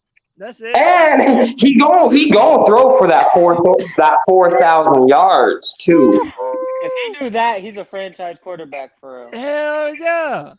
Oh yeah. Bro, what people gotta understand is we have an extra game. Says for me. They added that extra game. He gonna hit that 4,000. Oh yeah. Now, Cody, when I said that earlier on Black Cat Panther Podcast, because I said that we have nothing else to compare other than Cam Newton, which is the best quarterback we've ever had in our franchise. Yeah. It was blasphemy. It was like, what? Throw for 4,000 yards? 21 touchdowns? Yeah, no, I'm not talking about you. On your side, bro. Yeah. I'm not saying you, Cody. I'm just like, what do you mean? This is a passing league. How can you have any excuses for him not being able to hit what Cam Newton hit his rookie year? We also put up other great quarterbacks that had rookie years that are franchise quarterbacks, and I'm just like, hey, they also threw for 4,000 yards. So I'm just trying to figure out, why are people looking like what I said earlier to be like the most crazy shit you ever heard? Because they don't want to look stupid, G. They ain't trying to give in. They ain't trying to give in, man. It's gonna happen. Poppin', when I listen to y'all, man, what you dealing with over there, man, honestly, just listening to y'all, I think it's still low-key. Some of them dudes is angry because y'all drafted Bryce and not the boys that they wanted. Yes. Yeah. I really CJ Stroud. Yeah, we know. Hey, one of them's in here. That is Hey, where's Twan at? Where's Twan the Dawn at? That is 1,000% what it is, bro. They mad that we didn't get Stroud. They mad that we didn't get Richardson. Bro, a lot of people still mad from the draft, bro. Right. If somebody like Green Bay would have made that trade to number 1 and got Bryce Young, that's all you'd see on ESPN and Sports Center. That's all you'd see. Wasn't there a report He's the next Aaron wanting Rodgers. Bryce Young too? Hey, let me welcome my man Chuck to the Friday Free Fall. What's up, Chuck? What's up? How's it going? Happy Friday. Wind me up, Friday, Chuck. man. That boy Chuck in the bid. Yeah. Chuck look like he's sitting there with his counselor. You good, Chuck? Man, I had a long week. Okay, you I'm gonna say what I said earlier though, and we can get the argument started now. Oh shit. Bryce Young not doing what Cam did in his rookie year. That's not gonna happen. Bryce Young doing that and more, bro. No, he's not. And he's taking us to the promised land. Bryce No, he's Young not. will have a better career. But he don't have to. And that's the good part about it. He don't have to. You're right. Hey, and when he does have a better rookie year, oh, bruh, you gonna eat so much. He don't have to have a better rookie year. I'm only concerned with wins. Yeah, Hey, and I ain't got earlier. I ain't got a dog in this fight, but I'm Cam did all that shit and lost. Yeah, Cam had that's one of the best fucking rookie quarterback seasons that's ever been, man. That's putting too much on Bryce Young. That's just fact, man. That's not too much. I don't think that's too much.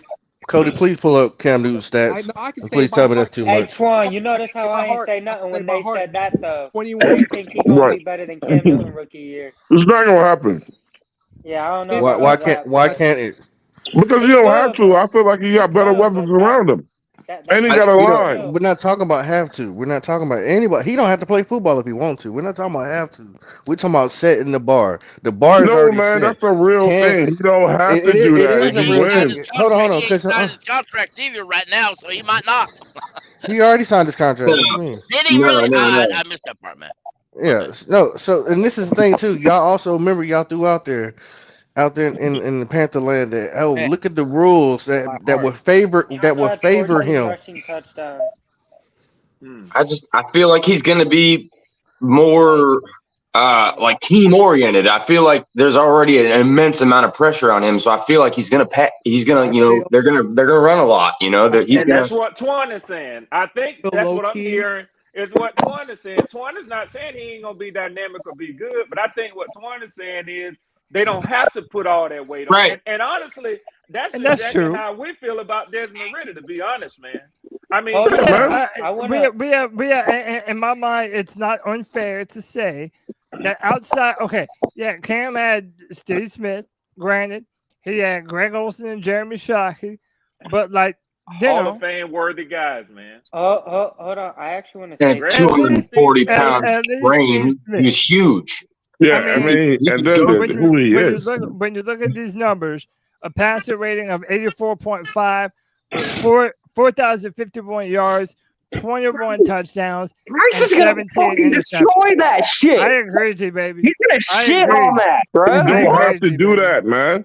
Bryce Young ain't going out there. He's gonna. It doesn't matter if he has to do it. It's gonna happen regardless. You see, this is what I'm saying. You guys get targeted on the wrong shit. Bryce Young is gonna go out there trying to win. He ain't gonna go out there trying to fucking right. Cam out in the Panthers are gonna come a long way winning. What are you talking about, bro? He's going out there to win. G baby go get fired. Yeah, you're talking. You're talking. Twan. You're talking from like a coaching perspective. We're talking from a fan perspective. There's a difference. I know this. But I don't think like fans. I think like coaches. But you need the one. You need the one other than a fan. You're a fan, not a coach. It's a passing league, man, and it's more Listen, so man. now.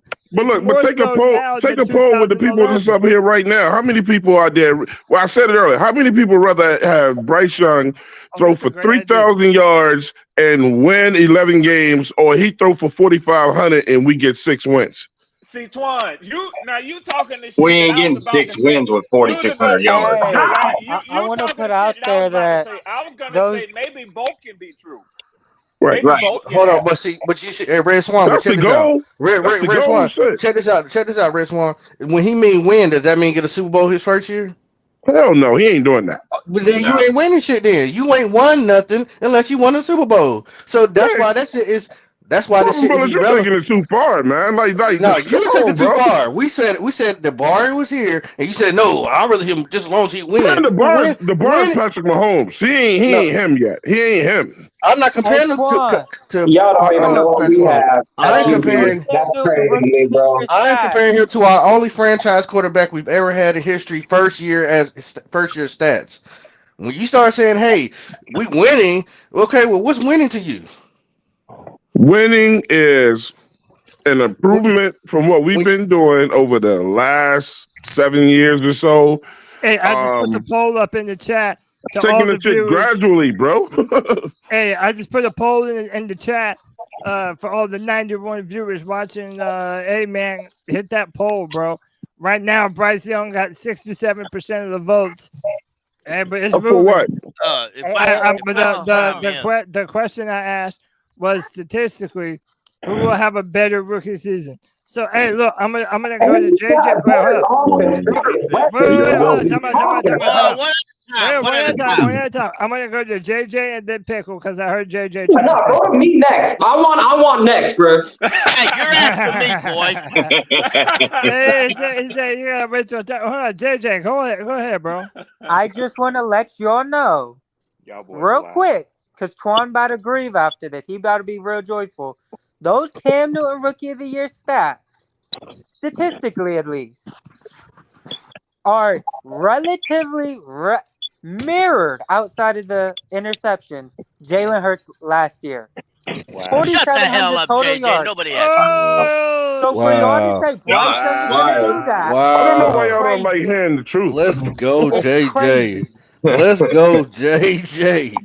That's what I'm That talking is crazy. about. Is he going to be better than Jalen Hurts next year, G baby? Why can't Is he he be? going to be better than Jalen Hurts? Oh, wait a minute. Jalen Hurts didn't have 4,000 yards. Hold on.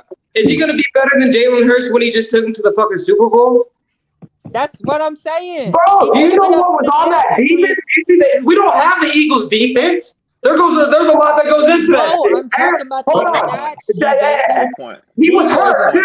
So yeah, he's gonna be better, bro. Didn't he miss like 3 or 4 games? Baby, I'm talking about the statistics that Jalen Hurts put up to Cam Newton's Rookie of the Year are relatively similar. Total yards, total touchdowns, total everything outside of interceptions, which Cam had like 10 more damn near. Like, He has The only 17. thing Bryce Young will not do better than Cam is rush yard. Other than that, he's gonna shit on that shit, bro. You think He's shitting on all of that, bro. One at a time. You think Bryce Young statistically will be on this similar page as Jalen Hurts next year? Yes. Okay. All right. All right. Let me let Pickle get out. That's really all I was trying There's to a bear shit in the woods, It's a good All right, question. go ahead, Pickle. Go ahead, Pickle. The I don't hate the actuality, take. the It's a pretty entire good one, honestly. conversation is mute because it depends on your however many yards Cam had compared to however many yards Jalen Hurts or the coordinators. It's what the coordinator calls. Right. Facts. If Ain't nobody trying to hear that shit. well, you want to hear it, well, you like it or not. It's the truth, though. It is the truth. So, because it is a truth. It's Rob the volume of what you're Shazinski saying liked to sling the ball to the tight ends, and and Cam wanted to go deep, so he let Cam do what he wanted to. And later in Cam's rookie year, people were scared of his running, so they would drop more people into the box, more safeties into the box, and allowed Steve Smith or whoever to go deep. Now, that being said, do you think that Bryce Young's running ability scares anybody? Right. No. Exactly. No. So they're going to do a different way. They're going to do a lot of short intermediate passes with some trick plays, and that's what, and play action passes. Hey, but But Pickle. that's not Pickle. Pickle, this is the thing. Bryce Young's a magician. Y'all don't understand how athletic Bryce Young really is, Right. bro. Let me Great athletically. hold on, let me say one thing to what Pickle was saying, that he's not the rushing threat, obviously, right? But I think that they're probably going to play a lot of man coverage against our receivers this year.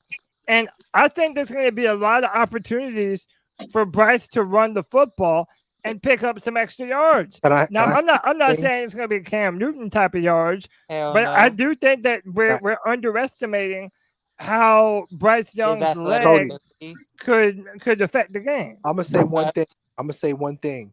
I bet you this season there's gonna be 5 plays that Bryce Young makes like, oh, that's Patrick Mahomes.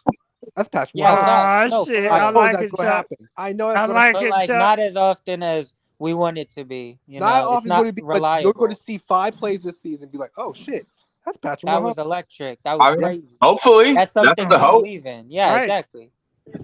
Man. And throughout his career, it's only going to get fucking better, You bro. see what I was trying to say, though, right? No, like, I bet you how they see was 5 tweaking plays. real quick. 5 Cam plays Newton this rookie season. year statistically was like Hold on, man. Y'all cut each other. I can't hear who's talking who. One at a time. Hey, also, hang on a minute. We got some business to take care of a little bit. We've got 97 people watching and only 51 likes. Come on, y'all, hit that like button. It ain't hard. Fools, hit that like button. It ain't hard. Pickle, you ain't gonna get them to hit the like button.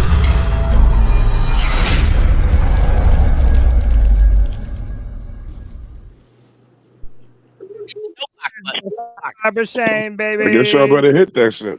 Appreciate you, Pickle. Yeah, man. Hit that like, hit that subscribe, hit that notification bell, man. We got 52 likes, 100 viewers. We appreciate y'all, man.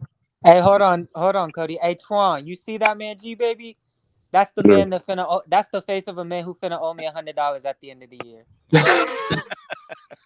Oh, G baby, yeah, he gonna be paying some money out the ass, bro. Brian Burns bad. You don't get missing in Utah when it's time to pay out. I mean, if you're in Utah, you're kind of missing to begin with, huh? They got Cash App in Utah. I mean, don't be trying to go to somewhere even more secluded when that. Well, I don't even know if I can find that shit on a map. Utah's close to Nebraska, ain't it? No. Oh, you can go. Stayed away from California, Arizona. It should be a crime that you live in Utah already. See, baby, you should go and see Matt Rule and them Cornhuskers, bro. Tell him we said what's up. Man. You said the bad word, Cody. Get arrested. One time he see Matt Rule. Cody, you said a bad word, Cody. Yeah, I know. My fault. The pouring out of Matt Rule. Hey, Cody, watch your mouth. Wash your mouth out with soap, bro. No, you're right. 100%. You're right.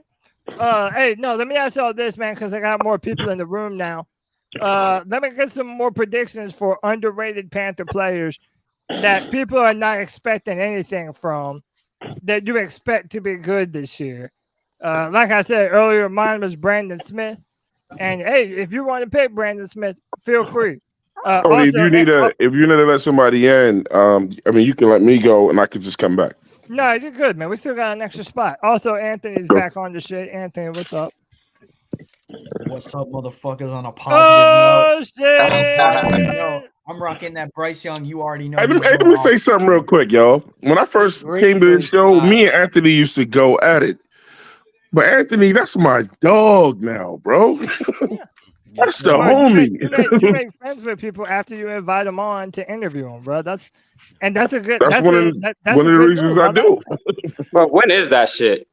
Next Wednesday, G. I think it was 7:30 or 8:30, something like that. You know what, man? The thing is, you got to make sense, though, man. That bitch, yeah. Hey, yo, then you got to interview my man G Baby Twan. That's you know I got to get G Baby, bro. Look, shit. I got. Yo, Anthony, I got to hit the mute button every 5 seconds. Hey, wait. Like my man Pop says at Black Cat, we gotta take care of the money, bro. Our man C Dog 1983. What's up, C? Missed you, man.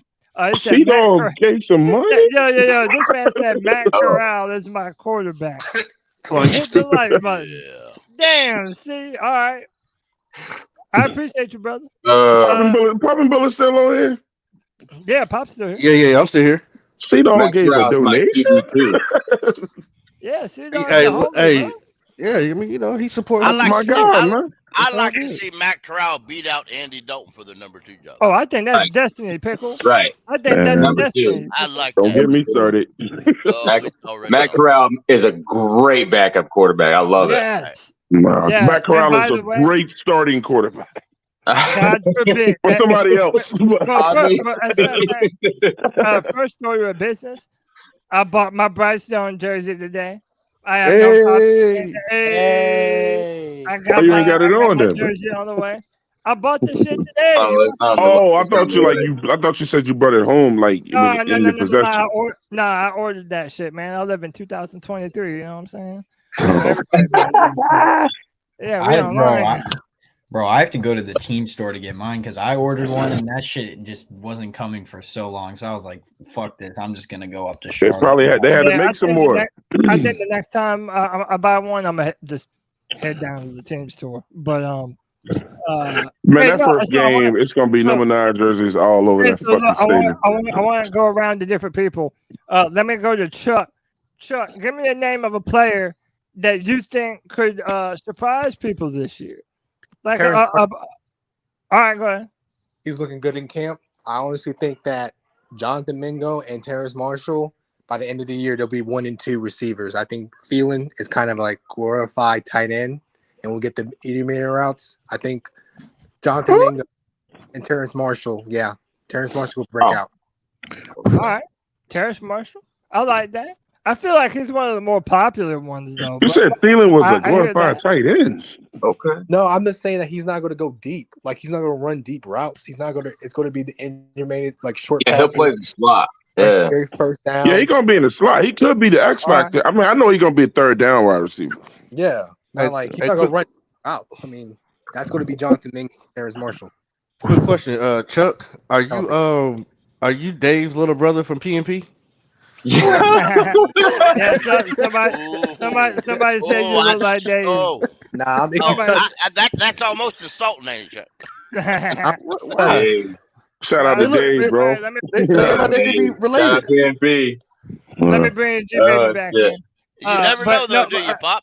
Let me. I want to stay. You never know. Hey, G Baby, give me a player that you think can have a breakout season this year, man. A player that no one is expecting. Fuck, let's see. Oh, my breakout player on defense is Jeremy Chin. Get him out of here, coach. G-Baby, you smoking that pipe tonight. No, but it's he could be right. He could be right because Jeremy Chin would be a breakout player. So, contract year. He's on the contract. Jeremy Chin would be a breakout player, and he's in his contract year. I feel like not a lot of people are expecting a ton from Jeremy. Okay, let me ask you. That's why we signed Von Bell and drafted J.D. Robinson. Let me ask you this. Okay, so where for the birds? Where is he gonna play then? Like, where do you think Jeremy Chin's gonna play? Where do I think he's gonna start? Yeah, like where? Like you say, breakout. So, like, is he gonna be like a box linebacker, or is he gonna play in the backfield? No, he's definitely a linebacker, man. He's definitely in the linebacker position. He's playing in the middle. He's playing close to the line. Jeremy Chin, a lot of people are going to be surprised with how well he plays, man. Jeremy Chin. I don't even know. I don't know. I'm glad Anthony asked that question because I don't know what Chin is. Yeah, he's been moved all over the place. I don't know what he really plays, bro. Y'all wasn't saying this shit about Chin before he got injured, man. You know what he is? He's a luxury. Chin was good in his rookie year, and not since then. His best game was versus Chin has been good every single year. What are you talking about? When Chin goes down, the defense falls apart. He's the fucking he's the leader of the defense, bro. See, baby, he struggled for the last 2 years. In the old man talking, you had to either play safety or linebacker. Well, we as a fan base need to put a pause on that. We need to back away from that. Right now, you've got positions that they called it joker role. I think you'll see Chin at linebacker. You're going to see him play a little nickel. He's going to be like an in the box safety, but he's also going to be a linebacker. All right, and I think people, what we as fans need to do is stop putting a tag on somebody saying they don't stop defining him to a position. Right. I mean, we've done that before with McCaffrey.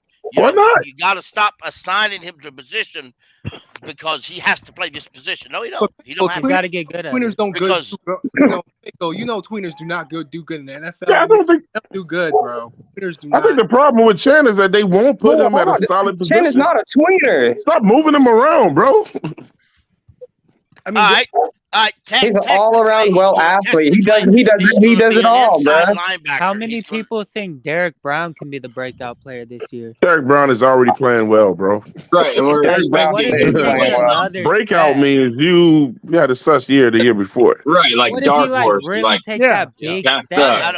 I don't think Derek Brown qualifies to be a breakout. Pickle, you crying, man? No. Like no. I know we all know he's good, but like my eyes are hurting. Pickle over there crying, bro. I was about to burn you and say he was wiping his eyes from looking at your face, Tom, but you ain't got your camera on. Cody. Hey, Cody, Yo, listen. shut up.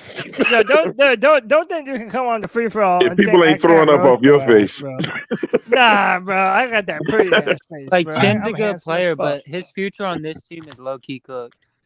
You're out of your damn mind, You bro. don't know that though. You don't know that, JJ. And it's not going to cost a lot for him to come back. Like if we're being real right now, It ain't going to cost a lot to extend him, man. Hey, hold on, time out. Let me get Pop in. Pop. What's the I'd player that extend you Brown and Chin over fucking Brian Burns. That's for they damn didn't sure. sign or draft Brian Burns' replacement. You should go take a nap, G baby. Hey, I'm Bro, you better pray to God DJ Johnson don't have a breakout year. It wouldn't matter. It wouldn't matter. No. I love how I Wouldn't directed matter. a question to Pop, and everybody but Pop starts talking, bro. Yo, wow, Because G baby said some dumb shit. No, bro. What the hell Brian Burns done? Wait, hold on. Not like Bro, Brian. first, let me Coming see if off Pop is fucking still- ankle surgery. Let me see if Pop is even still there. Pop, you there? Yeah, I'm still here. Yeah, man. Give me your breakout player, man. Y'all not gonna like it. Y'all gonna hate it. But y'all said breakout player. Yeah. So I'm saying LaVisca Chenault. Oh, Hey, that'd be all right. There's a lot of receivers, though. That would put a lot of spice in the wide receiver. There's a lot of receivers, but it's not hey, a that's lot our like him. very own Debo Samuel. Yeah. I don't know what y'all see in that motherfucker. Yes. Said breakout. The question was breakout player. That means doing that was a something that great you haven't pick. I done. think we all can agree Yeah. that was like the most unpredicted Now, pick G, so far. G baby, if LaVista Chenault comes out and starts playing like a Debo superstar, Samuel. you gonna be saying, who the hell is this fool? Devo Samuel's like Ben and Jerry's, and LaVista. Hey, go back to Chenault's that. some off-brand shit.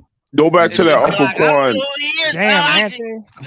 You Go ain't had back, to hey do it Cody, like if you that. don't mind, go back to that Uncle Quan, Anthony, the off yeah, brand. and tell G baby to read that. I ain't Tell even G baby read that, bro. Read Yeah, that. man. Hey, the off-brand shit will get you to some hard times, bro. Straight up. Like, bro. I mean, come on, bro. Shout out to the Panthers experienced Uncle Quan. Hey, Cody put that the best way possible. Right. But That's again, Hey, you that don't. would do the job. Again, you don't know that. But you don't know it Don't know either. that. You don't know. Yeah. You don't know that he Yeah, won't. what's one said? You don't know that he won't. Right. But how can you compare? But you don't know that he will. I how mean, can you- right now, it's all just conjecture, no matter what. Cam is an anomaly. We do Right, know how they're can you trying to predict- extend Burns right now. We How don't can you know they're predict, trying to like, extend compare Chin 'em? right now. Do you think the first time Bryce Young throws an interception in the pros, he's going to go to the bench and cover his head with a towel? Oh man, come on, I don't try to don't know dog that. Cam. Don't try to dog Cam. He's Oh gonna my be God. looking That at the right to put his hand. Hey, look, man. I It's said that. probably You not. mad I said it. I don't deny it. No way. Pickle, what is your issue with that? That was you a do low the same shot, way bro. when Brady It go and was. throw It was tablets way down. Exactly. I know that. and What I cuts said. out the team on the sideline? Hey, Like, would just you to feel the piss same people way? off, I hope I Bryce just come out said with the that to towel piss on his people head, off. bro. Don't even mind. I'd have been pissed off too. Shit. I hope he comes out with a towel on his head just to get people flashbacks. I just did that to pissing people curious. No, all due respect, Pickle. I hated when he did that shit too, man. Man, I hated when he did that bro. shit. I'm not mad at this shit. Like, I hated when he did that shit. I was never mad. Yo, you show me a good. You show me a good loser. I'll show you a loser. Yeah, I honestly, truthfully speaking, I wasn't all that mad about it either. That was just real emotions, bro. I didn't care about the towel shit. I hated when he went somewhere and sat by himself and away from the team. To me, everybody made a bigger deal of it. A lot of QBs do that. They just blow our QBs up like that. Just because Cam did it. I see Brady do it all the time through his career. Man, Tom Brady is crazy, man. But we give Cam the hardest time. Tom Brady. It doesn't matter what he did. Tom Brady used to like. Tom Brady used to just curse the fuck out of his offensive. Yeah, bro. Tom Brady was on another level. The bench. It doesn't matter what he did on the field. We're talking about his body language, how he acted. Tom Brady never ran into a real one either. Tom Brady never ran into a real one. Do y'all remember in 2016, it was like a 4th and 1, and Ron Rivera decided to kick a field goal, and Cam Newton lost his shit. mind. We heard the audio too. They played the audio too. That was 2017. It's like, what the fuck are you doing? I knew it was one. What ended up happening? Cam stayed out there, and Ron didn't kick the field goal, right? Yeah, but no, he did it, right? Yeah, right. I don't think we converted. I think we did stay out on the field, but I don't think we did. Hey, but I'll tell you this: that Ron Rivera saying let's kick the field goal is like how Matt Rule put in Sam Darnold for that quarterback sneak when Cam Newton was sidelined that one play. I don't know if you remember that. That was so stupid. But the reason why I only you talking about with that tie shit? It was the Bucs game, the final game, like a year or two ago. A lot of your coaches would have benched the quarterback for blowing up. Yeah, Ron Rivera did some dumb shit. Like he left Cam out for not wearing a tie that first series. No, I remember interception. That was not Ron Rivera. That was so bad. That was not Ron Rivera who benched Cam for the not the tie. Wasn't Thomas that Richardson? Davis corrected that issue. That was not Richardson? Ron Rivera. That was Dave Gettleman that ordered Cam to be benched. Man, that was Rivera. Rivera even came before the people who said he did it. No, it was not. Thomas Davis said it on NFL Network. Rivera took credit for it, though. Not Ron Rivera Thomas Davis corrected everybody. Hey, I'm not saying you're wrong, Pickle. You could very well be right. I've never heard that interview. No. But either or doesn't surprise me. If it was fucking Ron Rivera or Dave Gettleman, because they're both some old school type of dudes, man. Like, and they both used him. But they come from like a different era. 2015, though. They didn't say nothing about that shit on the tie. Nope. They only did it when they started losing and shit. So fucked up shit. First damn play, interception. Hey, I'm gonna ask y'all. Hold on, what do you say? I'm being. I'm gonna ask y'all Bryce. Wait, hold Uncle Quan is the MVP today, man. Yeah, hey, Uncle Quan. Good stats. Yo, Quan, if you want to come through, man, hit the. Quan, come on the show, Quan. Right. Got some hey, let me ask y'all this. I'm gonna let whoever wants to go first go first. Who is the most hated name on the roster right now? DJ Henderson. Nah, you better say that shit. DJ Henderson. What? No, don't ask G Baby. Don't ask G Baby. Yeah, you know what he's gonna say. He don't fucking count. No, G Baby. I want to hear G Baby go first. He froze. You know what he gonna say? Yeah, G Baby looks frozen over there. Yeah, he's watching you. No, I think you're all right. I think it's either YGM or CJ Henderson. Right now, for the most hated. Never mind. Oh, I mean, Jeremy Chan up there too, bro. All right, Cuba Hubbard's up there too, Cody. Unfortunately, even though you and me are on the choo-choo train. Yeah, no, hey, I agree with that. I'm not ready to shit all over Chuba and dump him to the curb. Straight up. Yeah, y'all tripping. Taylor Chuba. I like Chuba, man. It's about time for him to go somewhere else. Taylor Moton. Oh, okay. Right. I hate Moton, bro. What?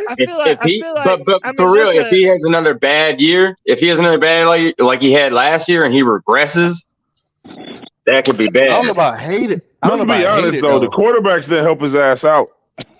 Yeah. Either. I mean, but no, but I mean, hey, Cody, hate it though. Hate it. I mean, I hated to see what's the name run. What's his name? like next year. Huh? Yeah, maybe next year. Maybe next year he might be a runner-up. Hey, who was our quarterback last year that we traded? Baker. Hey, I hate. Man, how many people hated to see Baker Mayfield take off running? Right, y'all watch this video. Hated that shit. Twan, watch this video. Four-legged mother. And then you see his progressive commercials. They stopped all that shit. Yo, I Lincoln, hate Ohio was the Dave worst during Gettleman. Baker I do Mayfield. not like Dave Gettleman. They stopped all that shit. They say we ain't doing another fucking commercial. Sir, you can't even win a game. You ain't on TV. Airing your shit. He in the Heisman Trophy commercials too, bro. Yeah. Hey, Cody, who's the most hated Panther in history? Wait, let's not look. Okay. Ooh. Of all time. Where Cam didn't wear a top. Carolina Panther, eyes and ears. That was Dave Gettleman all day. Okay. So that. All right, so you're right. Thomas Davis did say it was David Gettleman that made that decision. So Hey, listen, I'm not saying Pickle is wrong. Listen, I verbatim remember Rivera going to the podium and making a statement about all teammates got to follow the rules, and that's why I did the decision I made that I made. And that's but that was Ron just following coach the speak. company line, just like older players and coaches did. Follow a company line because David Gettleman has more power than you. And that was one more dumbass thing you could add to the Panthers' dumbass list, because I ain't never heard no play of Cam's magnitude getting benched for a fucking tie. I didn't say it was fair. I just said during that interview, Add that to it. watched that. During that interview, Thomas Davis was strongly to the point that was not Ron Rivera. That was David Gettleman. He said all the players knew it was David Gettleman. Hey, well, man, you got the receipts. I got to go with you. So you just presented the receipts. Hey, shout out to Pickle for bringing them receipts. I do agree. Ron stuck up for himself more. Yeah. Hold on, y'all. Uncle Quan, the link is in the chat room. It's pinned to the very top, and it's in the link in the description. Quan. Yeah, man. Like, it's Swarm still here? One book club says in the chat, he said, I don't think Swarm here. Is Twan killing your vibe tonight? Oh. Book club. And C-Dog said, one book club, get a life. That's what it said in the chat. I mean, should have a big year too. Hey, you know what? I'm gonna be real. It says Foreman missing. Foreman. Have a big year. I hope he don't have a big year. I hope Foreman sucked bad. Yeah, he playing with the Bears now. Yeah. Hey, no, you know who I think is the most hated player on the Panthers? Player? Keith Taylor. Man, you can name any of them corners. You might be CJ Henderson too. Damn, I forgot about CJ. You can name all them corners, bro. I used to think that, and I was listening to a particular podcast. They brought up a very good point. Keith Taylor got burned a lot, but he tried. He did try. That shit don't cut it in the NFL, bro. CJ Henderson. Let me. Wait, JJ been trying to get off. No fucking participation award or some shit. Go ahead, JJ. Just off real quick. Let's say JC Horn gets hurt again this year, and if Justin Fields and DJ Moore have a serious connection, you watch how Panther fans turn on him. You watch. JC Horn got to go, man. If he get hurt again this year, man. If he gets hurt again, he's got to get traded. If he gets hurt again this year, he's got to go. DJ Moore. What are we gonna do? No, but what JJ said is real. Let's say Justin Fields and DJ Moore have a good connection. You already know there's going to be Panther fans that are like, he is cooked. We picked him over Michael Parsons, over Pat Surtain, over Justin Fields. Don't matter. Sean Slater. Yeah, I agree. Now he's I'm not even gonna on count. top of that, bro. It's gonna, bro. They will turn on him quick. Well, we should. I mean, I hear what you're saying, but I really don't care. He's Right. I could go back. Right, he's on the wall. Draft You know? and do the same thing. Hey, shout out to my man, 910 Panthers fan, bro. This is my first time meeting you, bro. I like how you talk, man. My I like first, how you talk. First time on the show. Yeah. And like I said, he's on the wall. You know what I mean? That's as much as I'm going to care about DJ Moore for the rest of his career. Like, I'm going to watch him and hope he does well, but like, that's where he belongs, you know, That's where in that it blue is. jersey, Yeah. you know? Yeah. That's where it ends. I got Right, my blue 12 right. hanging up too. Like when Yeah, if we ever have to play Christian McCaffrey, don't fuck Christian up. That's Right. where it ends, bro. Got to. Get it. Facts. Because, I mean, Lay his ass Yeah, he down. couldn't stay on I the field loved for him us. when You he think was I in wouldn't stay blue. on the field for San Francisco? Hey, I Go want get to him. say this.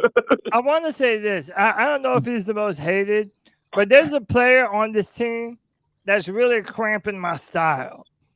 Don't say And Shaq. yeah, I am. I'm gonna say Why, Shaq Thompson. Cody? Yeah, he can go, man. All right, you know why? I'm gonna tell you why, JJ. No. I'm gonna tell you why, JJ. I would love to see at our 2 inside linebacker positions. I would love to see Brandon Smith and Jeremy Chin. And I feel like Shaq Thompson being there, he is not built to play inside linebacker, y'all. I We read your face. have never seen him do that at a high level before. No, but And Hey, everybody's just like, he'll be all right playing no. inside. Y'all watch Shaq. I, knows that. I second that motion. I second that motion. Straight up, Pop. Let me I've say heard this. it. Let me say this. So we always get into this argument about how players never take team-friendly deals, and He did. this is the exact example of this. You have to keep him on the team. He's a guy a that's good saving player, you money. too. Yeah, and he's a pretty solid player. So He did. I hear you, man, but it's like, damn, I'm ready to upgrade that position, man. Anthony, do you agree with this though? He's not the long-term coach. Y'all just don't like him. I know, but what if we have the answer on the roster right now? And Yeah. Brandon Smith, and what The if longer he G-Baby- plays, the more you don't hold get to on, see what these if- other guys what can if do. G-Baby is right, and what if Jeremy Chin and Brandon Smith could be that tandem at inside linebacker? Like now, we're not even going to know that this year because of Shaq. Man, I could think of 5 other what if he positions ain't? that need addressed before Shaq Thompson. Hey, let me welcome in a brand new member to the Friday Free for All. Hey, Uncle Quan. Quan, Hey, what's what's up, going bro? on, fellas? Happy Friday, man. I appreciate y'all having me on the show. Yeah, what are those Yeah, other man, 5 appreciate you- positions, appreciate you JJ? jumping on, man. You don't Quan, even what know. up, I man? just wanted to Hey, pull hold up on. real Let quick, Uncle man. Quan talk. Yeah, go ahead, Quan. The subject, man, but I wanted to clear up my my standpoint on the poll. I had just pulled up to the channel and I saw the poll and it said statistically who's going to have the better rookie season when it's all said and done, Bryce or Cam. Now, if we're looking at Cam Newton's rookie season, you're talking about a guy who came right in the league and broke a quarterback record of 14 touchdowns on the ground.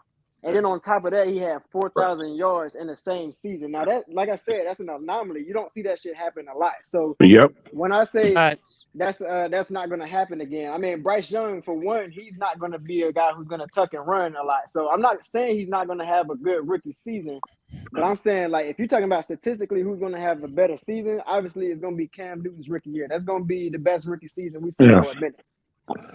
And Quan, let me add to what Quan said. Quan didn't say what Cam did as really, it's not what he did as a rookie. Cam did some shit that's never been done by another quarterback. Period. Yeah, I mean, it's the only thing I'm saying, bro. It's a different time now. It's soft ass football time now. And Bryce Young, not You want only us to does he benefit have from that not shit. only does he have the benefit of having a better offensive line, but for the first time ever, the Panthers have a head coach who is an offensive-minded head coach, and he's going to be the one calling the plays. And I think that benefits our offense in a way that we're not even realizing yet. I agree. I agree with you. Now, if we're talking about like the win column and stuff, absolutely, he's going to have a much better season because I mean we only won 6 games when Cam was a rookie. Right. So we're talking about wins, and then hell, I think Bryce, as far as like statistically, I can see him throwing anywhere between 3,600, maybe even 35, anywhere between that range. But I'll again, take we're the talking about wins. just individual stats. Exactly. Hey, Cody, man. might I add got that one. that I saw a stat that said we were dead last in time of possession last year. Yes, I saw that too. Man. Yeah, like we need an offense that's going to help out our defense too. You know, our players may not on talent or on paper seem like the best, But fuck, getting them off the field more is gonna definitely help. Like, and having a competent offense that can score more than 20 consistently is just always gonna Well, help. we went and got Mr. 3-and-out Baker, so that didn't help. Our Yeah, defense is we real. can't move the chains with him, man. You know, Hey, look. I was and I saying told this. y'all the defense was getting tired out because the offense couldn't stay on the fucking field. Hey, I was saying this earlier today on Black Cat Panther Podcast that to me it's not unreasonable to think that Bryce Young could take this team to the playoffs this year. It really isn't, man. I agree with you because, like, I mean, hell, we're not the normal, number one draft pick. I mean, we did trade up to this spot. I mean, we were at number 9 before the draft even started. So I think, yeah, we do have a better chance of being a winning team. I mean, we got the pieces, we got the defense. You know what I'm saying? We got the offensive weapons. They may not be like splash offensive weapons, but like y'all said, we got a competent coaching staff that can put the pieces together. You know, at least be able to play complementary football. Hey, Right. hey I mean, guys. So is there my a rebuttal on legit that real shot quick. that we're the 4th best NFC team next year? Wait, say what? Is there a legit shot that like we can be considered the 4th best NFC team next year? I mean, Seeding wise, yes. I would say yeah. Not I'm just seeding, like in terms of like teams that we call No. the best in the NFC. Nope. I don't think it's impossible. Because I think the top three. See, man, every time somebody, Anthony, every time somebody firm. brings up some shit that's like that takes a lot of fucking work to do, and Panthers fans immediately be like, yeah, we can do that shit. Yeah, guys, Why you can't not? do it all. We got to win our You division. can't do it all. Wait, hold on. Our Top. division first. Hold on. Yeah. Hold on. Yo, Twan, we're for the 4th best NFC team. It's between I like got the you next, Pop. Lions, the Seahawks, and the Saints.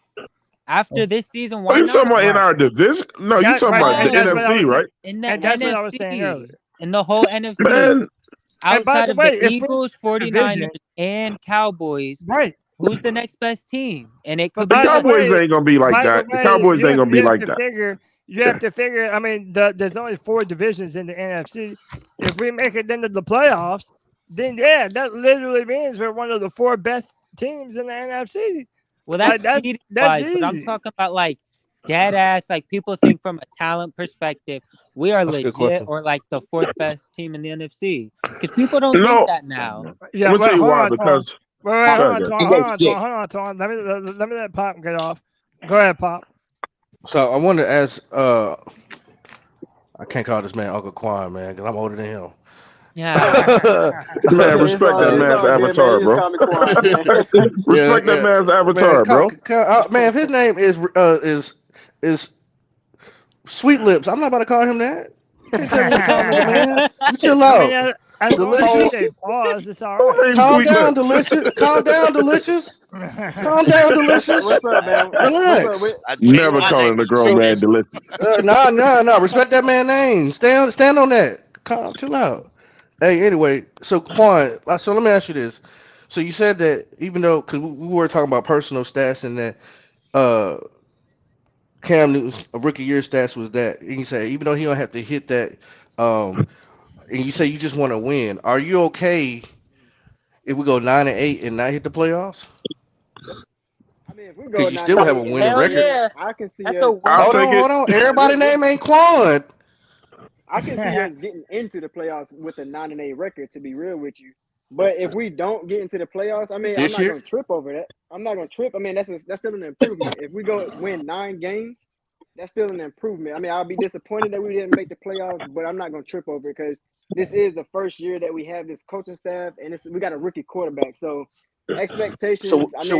So which one is important to you? Playoffs or 9-8? No playoffs. Absolutely, playoffs. Okay. I've been saying this whole time that the goal should be a winning season. Like no matter what that comes down to, man. Like that's what we should expect. I'm accepting nothing less than 9-8.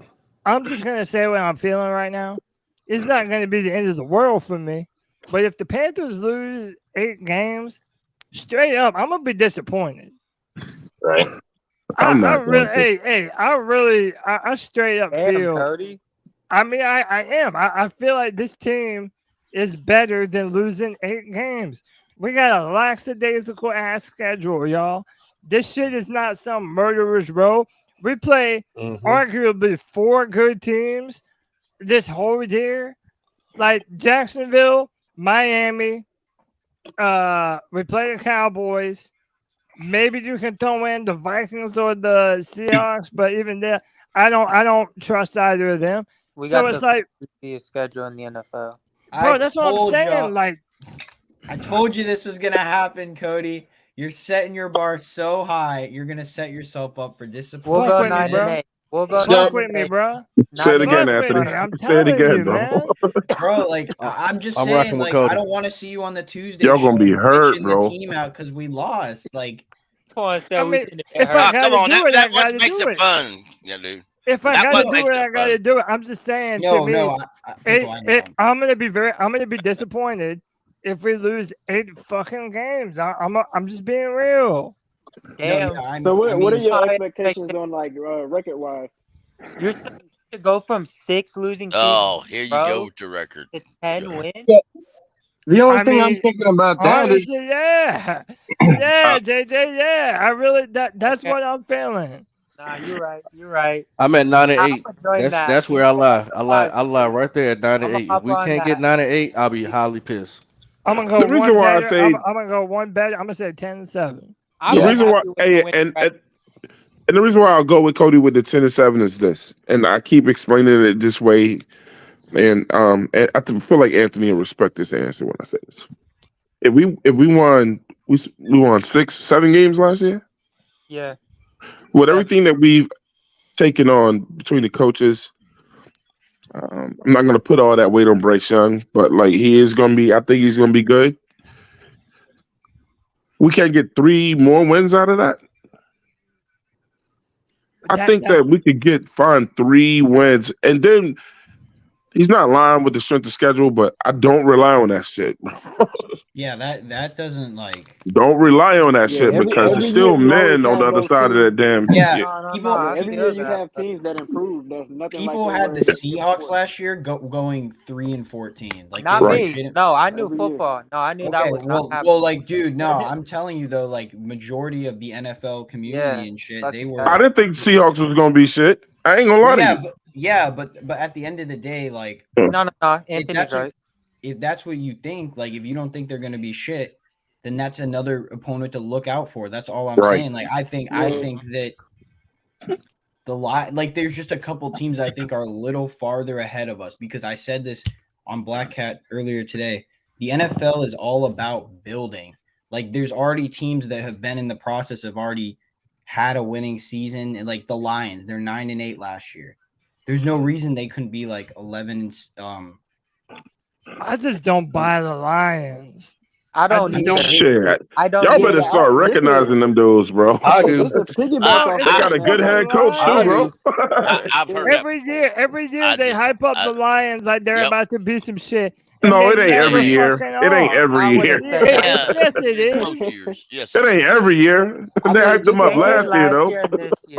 Ever since they hired old buddy Dan Campbell, He's a like, great watch coach. out for the Lions this year. All right, he's a player's coach. How about this? The only thing that was good about that Lions staff is on the Panthers now. His name is Deuce Staley. But look, we like a lot of people like Frank Reich, and he just got fired last year. Yeah, but on a team without a It ain't no franchise but he got fired last year. Yeah, and no, there is no, there are buts. When you Yeah, have a because the franchise coach owner quarterback. was an idiot. Yeah, 100%. He's an idiot because he's our coach now. Hey, Well, they also wanted the Madden coach. The coach owner was an idiot. Put some respect on Frank right now. No, that's I heard you, Pickle. That's what I'm Hold saying. on. Let me defend Frank Reich real quick. All right, then I got The only reason Ron Rivera was here for so long is because of Cam fucking Newton. If Frank Reich had a quarterback, he would have been in Indianapolis for a longer period of time. That's how much emphasis it is on the position. If Andrew Luck didn't retire, yeah, and he had Andrew Luck had his best season literally. with Frank Reich. So and then they were left scrambling. They won a playoff. They went and got a bunch of and by the way, like they got veterans that had done a lot of good things in the NFL before.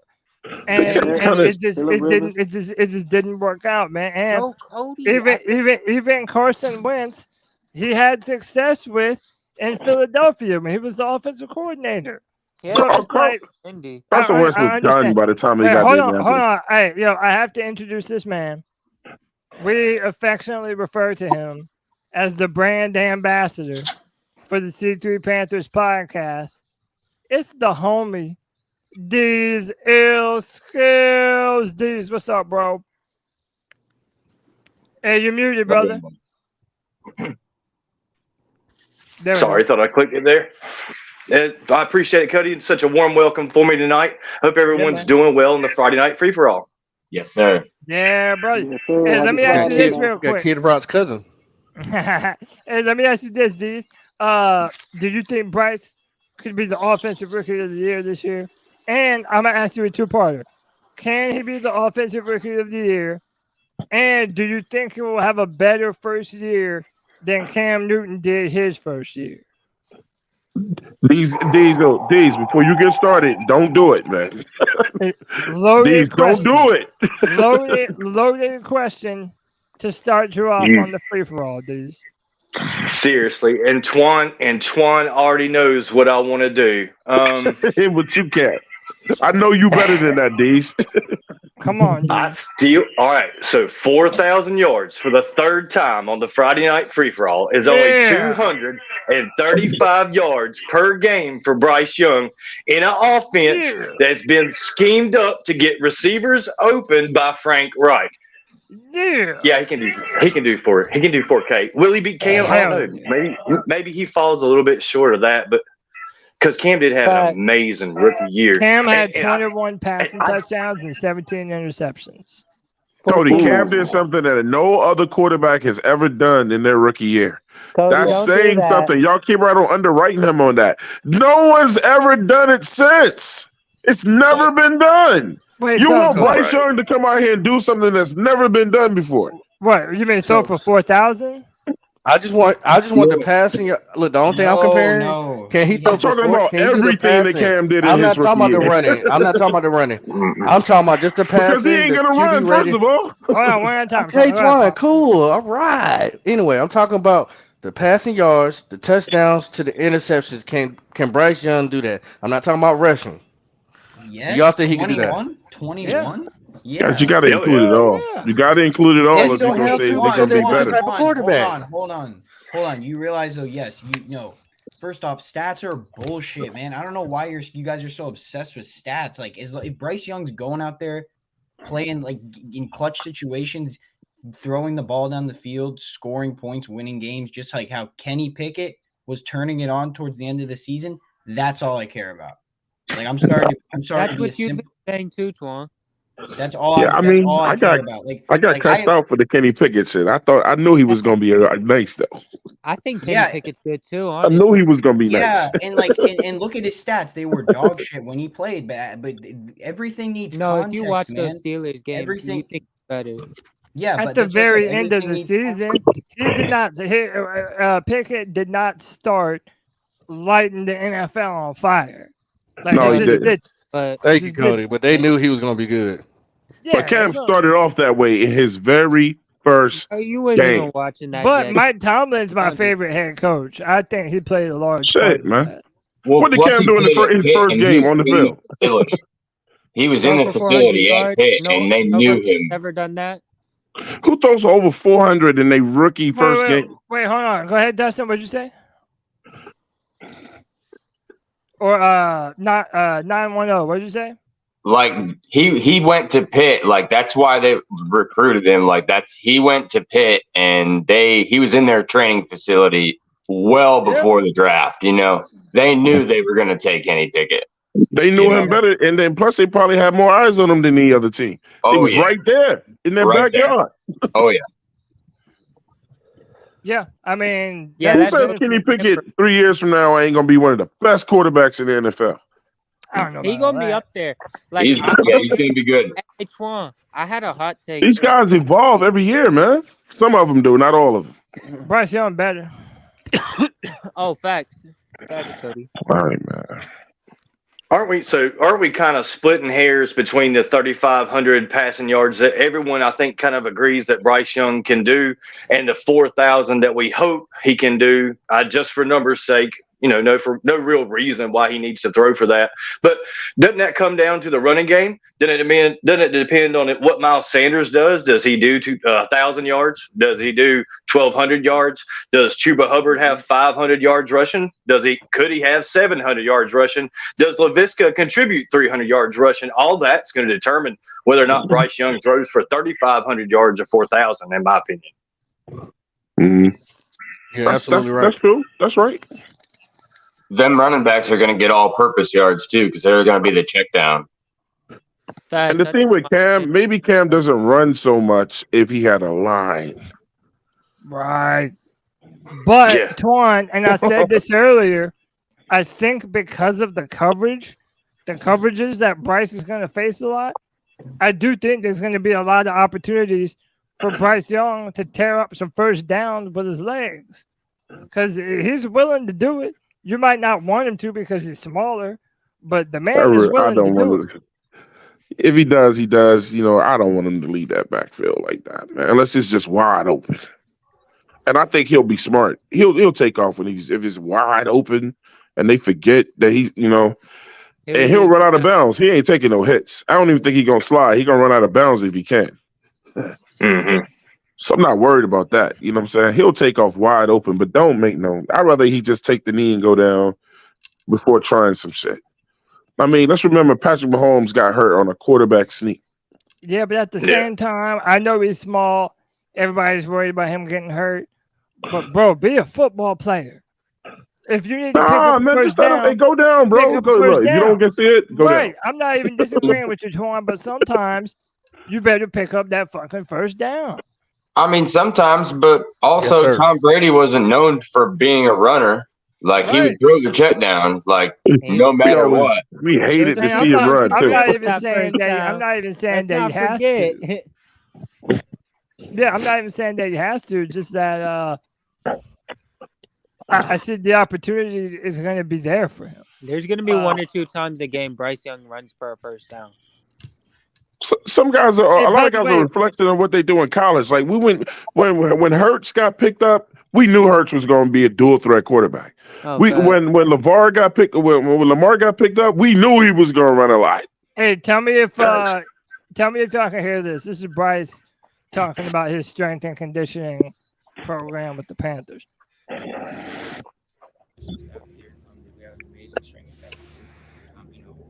Gotta turn it up some, man.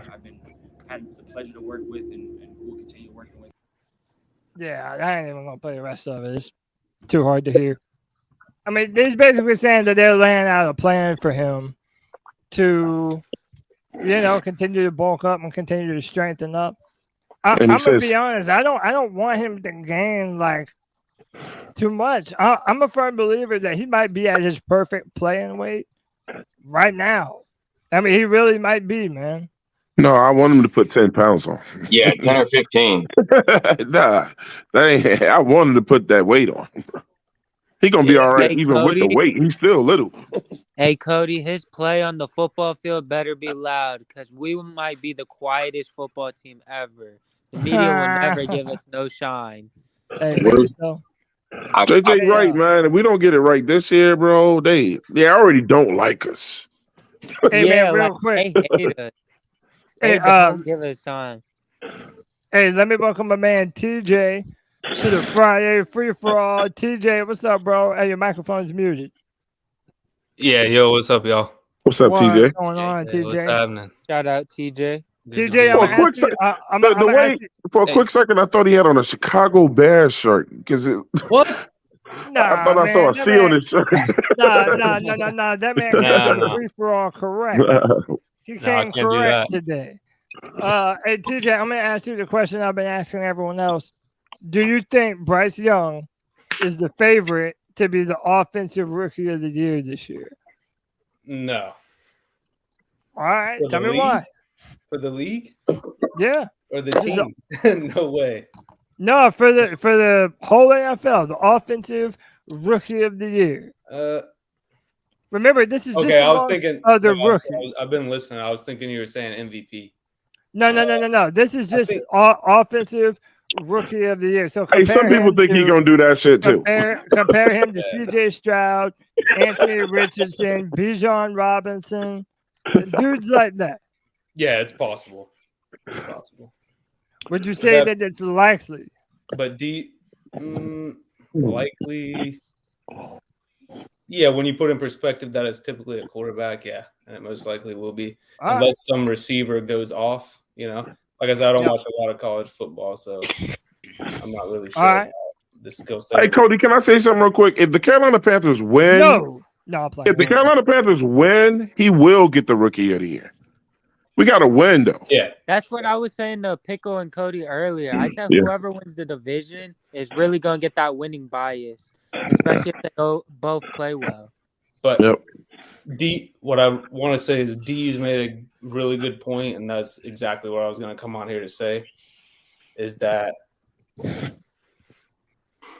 the run, he mentioned the run game, but what I was going to say is the defense. When you're talking about 4,000 yards, because I came on here a couple of weeks ago on the Tuesday night I called in, and I was talking about it doesn't matter. I don't care how many yards he gets. If you want to say 4,000, 30, but I was saying maybe I predicted he may get 3,800. But I don't care if he gets 2,000. My point was I want to see consistent improvement and availability. That's it. You know, especially for a rookie, it doesn't matter. I don't care about his numbers. We're going on 4,000 yards, getting crazy. But the point being, that he may be less likely to get it than Cam is what Dees was saying. He mentioned the running game, but what I'm saying is, which Cam added that aspect for us, you know. We have a game too to compliment him. But what I was going to say is the other side of the ball, the defense.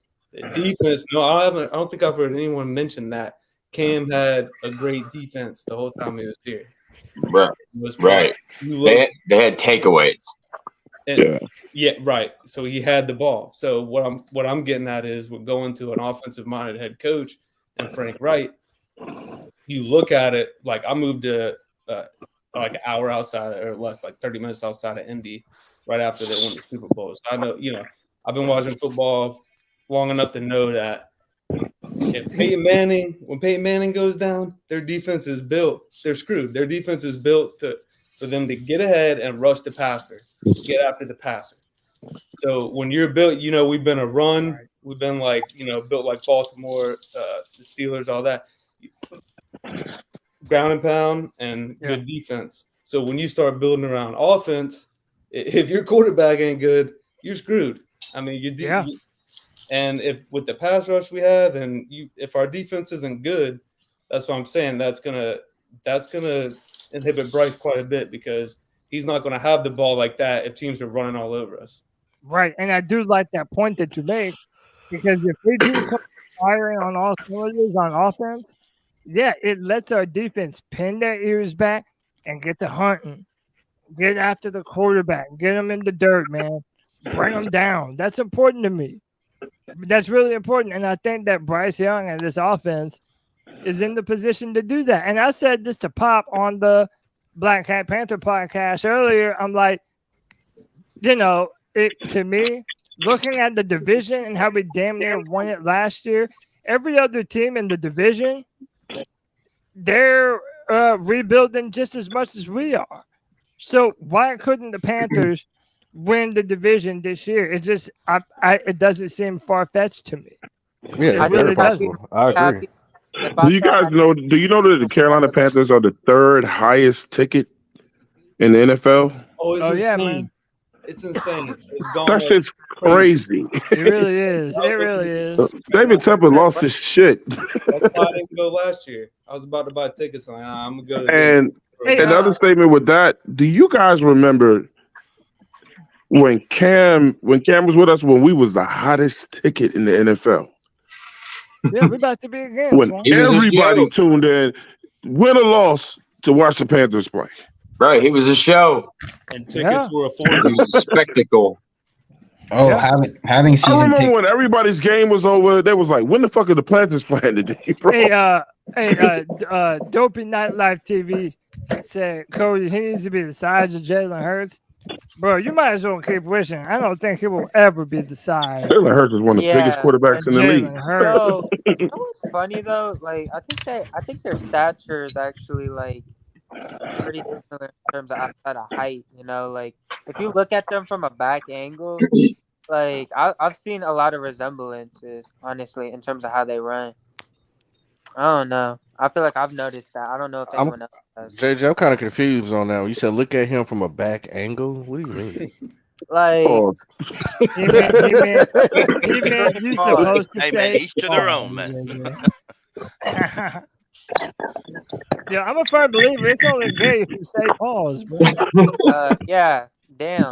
Cody's calling out Twan now. Yeah, They're the shots back fired. angle shit.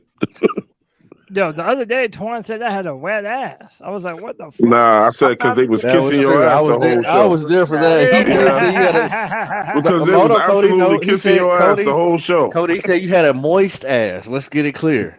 Yeah. That sounds even worse. You see, they didn't clear that second part up, right? That's even worse. Because they was licking his ass the whole show. Bro, my ass is dry. Cody's as right. hell. Cody's right. Whoa. But now, wait a minute. So far in the short amount of time, I've heard Cody has a wet ass, and they were licking his ass, and he. This entire conversation. Man, don't make me throw up, bro. Way out there. Why are y'all taking that shit too literal, man? Don't make me throw up. You know what? We need to roll this conversation back in. Yeah, no, you're right. And you know what? Ain't I'm no- going to do that. Hold up. I'm going to do that first. Anthony's got to jump off the show.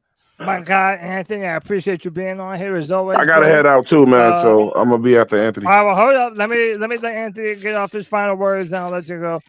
Anthony, talk to us, man. Yeah, you're muted. Hey man, we got to get you a Top Cat to give you a lap dance, man. That'd be pretty lit. But Which one? Yeah. As long as it's man, let me stop. Never mind. Female. Yeah, bro. She better have some real Shit. titties. That's all I'm You saying. can keep that shit real as long as it's the women. you can find the updated roster online, I'm pretty sure. But in all seriousness, man, hey, love being on the show. Good conversation as always. C3, you know the vibes. Check me out next Wednesday. I'll be on Twandon versus Anthony. Tune into that. It should be a good show. Fun stuff to talk about.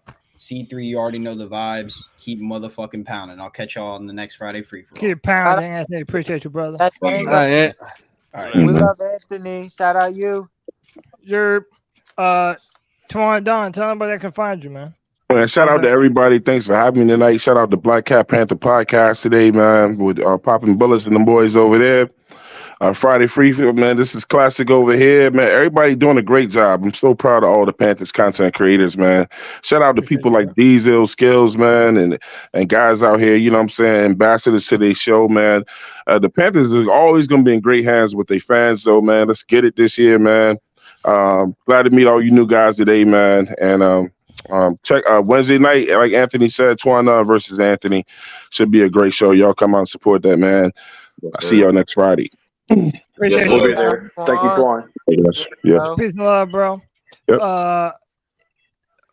Man, I was just about to ask something. I forgot what the hell I was even about to say, man. Well, good. Let me talk about the defense and piggyback off of what TJ said. TJ was talking about how successful the defense will be this year.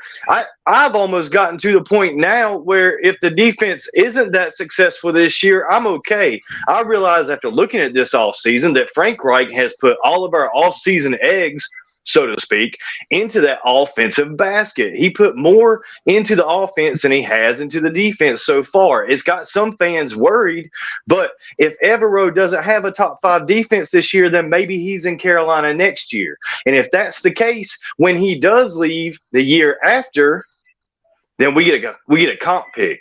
So if the defense isn't that great this year and we keep all those coordinators and all those coaches in place for one more season, I'm okay with that. Yeah. I agree, man. I agree. And, you know, I was thinking about, too, like Thomas Brown, if because Frank Reich is going to be the one calling the plays this year. I'm talking about offense, but you're talking about like retaining people. I think that we're actually in a good position to retain most of our coaching staff. And, because, like, for example, let's say our offense is prolific. Are you going to hire a guy like Thomas Brown, even though he wasn't calling the plays? Right. Probably not. Yeah, that dynamic definitely changes his contract ability skills, like moving forward. Right. Yeah, I mean, there's a lot of opportunities for us to retain a lot of the talent that we have on the team right now, both on the team and the coaching staff. That's the biggest difference. But go ahead. No, that's the biggest difference. But that's the biggest difference in the question: is Bryce Young going to have a better rookie year than Cam Newton? Well, maybe, because that offensive line's better. The coaching staff is out of this world.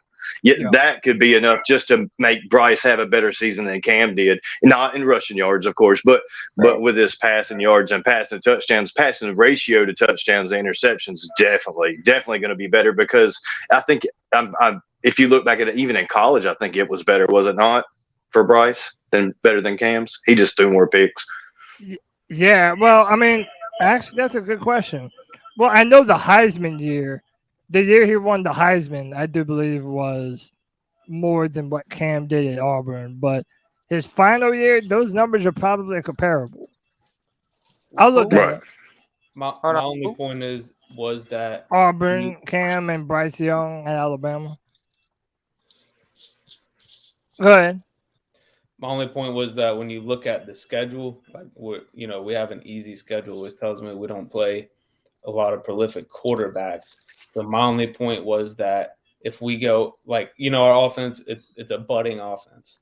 So even if we do take off, it's okay. We go down the field and score. With the teams we're playing, especially when you consider that they're going to be a run heavy, they're going to try to keep the time of possession on their side. So I was saying that if our defense isn't built to stop the run and rush the passer up front, then he's just going to have the ball a little less, is all I'm saying. So, but if he's that great, then I think he'll hit the hit the yardage mark that we're talking 4,000. I think he could still do it. I was just making that point that I hadn't really heard many people talking about how the defense is going to complement the offense. Right. To your point, I would say that 14 and 15 Panthers did the same thing. They didn't really have like a superior pass rush, but they had something. So they relied on takeaways. And that's one thing that I've noticed over the years that's kind of gone away. Like these defensive backs and linebackers, like they're playing the receiver. They're not playing the ball, so, and they're getting the calls, sometimes they get them, sometimes they don't, but they don't. A lot of these games, I watch them and I watch, over and over, and you see they don't turn their head around. And if they would have, that would have been a pick. And I wish they'd play the ball just a little bit more. And to your point, if they did that, in 14, 15, when we had the, number one, number two defense, that's what we did. We took we led the league in takeaways, because that was the easiest way for us to score. Because remember, we'd go up, 14, 21 points in the first quarter, second quarter, and then try to hold on. Yeah. Right. Question, Cody. Go ahead, Pop. Can you do me a favor? Because I'm not at my laptop. Mm-hmm. Can you look and tell me what our rank was in defense in 2011? All right. Defensive rank in 2011? Yeah, give me a minute. Okay. But as far as us getting picks in the secondary and being opportunistic, we're playing a 3-4 cover 2 shell. So Von Bell's going to be back there in coverage all the time. Woods is going to be back there in coverage all the time. Maybe Rowe. I whoever they decide is the best person to be in that position. But then we're going to have guys over the top looking to make plays on the ball hawk. And I really think Von Bell is going to be like a ball hawk kind of player, like you're talking about making plays on the ball. He's not going to be in man coverage. Yo, Pop, I feel like you knew what answer I was about to find. I bet I did. I bet I did. Carolina's defense, however, was ranked last in the league according to Football Outsiders. Damn. So, egg on my face. So my guy who came in here came in with a great caveat to say, hey, depends on what the defense does and provides. How much the offense going to be on the field. This is even better. You can't rank worse than 33. I mean 30. The last. You know what I mean? Like, yeah. So I'm just saying, if we're somewhere in the rank 15, and the rules have changed, they're not as tough on you or on your quarterback as much as they used to be. You're not taking all these big hits without the flag being thrown. I believe that he can throw 4,000 yards. He can pass over 21 touchdowns, and he can throw less than 17 interceptions in his rookie year. I'm not talking about his rushing. Just those simple numbers right there. How's he gonna make up for that production though? What do you mean? Like that's a fair question to ask for Bryce Young. How is he gonna be able to make up for Cam Newton's rushing production and ability? But see, I'm not comparing. Like we know they're not the same rusher. So how much do you think in his passing game is that gonna make up? Well, I mean, because all right, so you're going with 11 personnel, right? He has plenty of options to where he can get rid of the ball. Faster than Cam to put up those kind of numbers, or like how is he? Or can he be? Are you?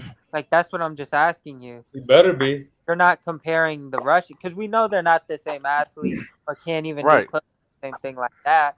But that's what we're gonna see how much can Bryce Young really make up for his lack of rushing production. I mean, if he's what they say he is, if he's marketed the way he says, if he's as smart and as advanced as he is, if they're comparing him with the mind of Peyton Manning, hell yeah, I'm having high standards of what I think he can accomplish his rookie year. And nobody can prepare themselves for what we're going to do because they haven't seen us yet.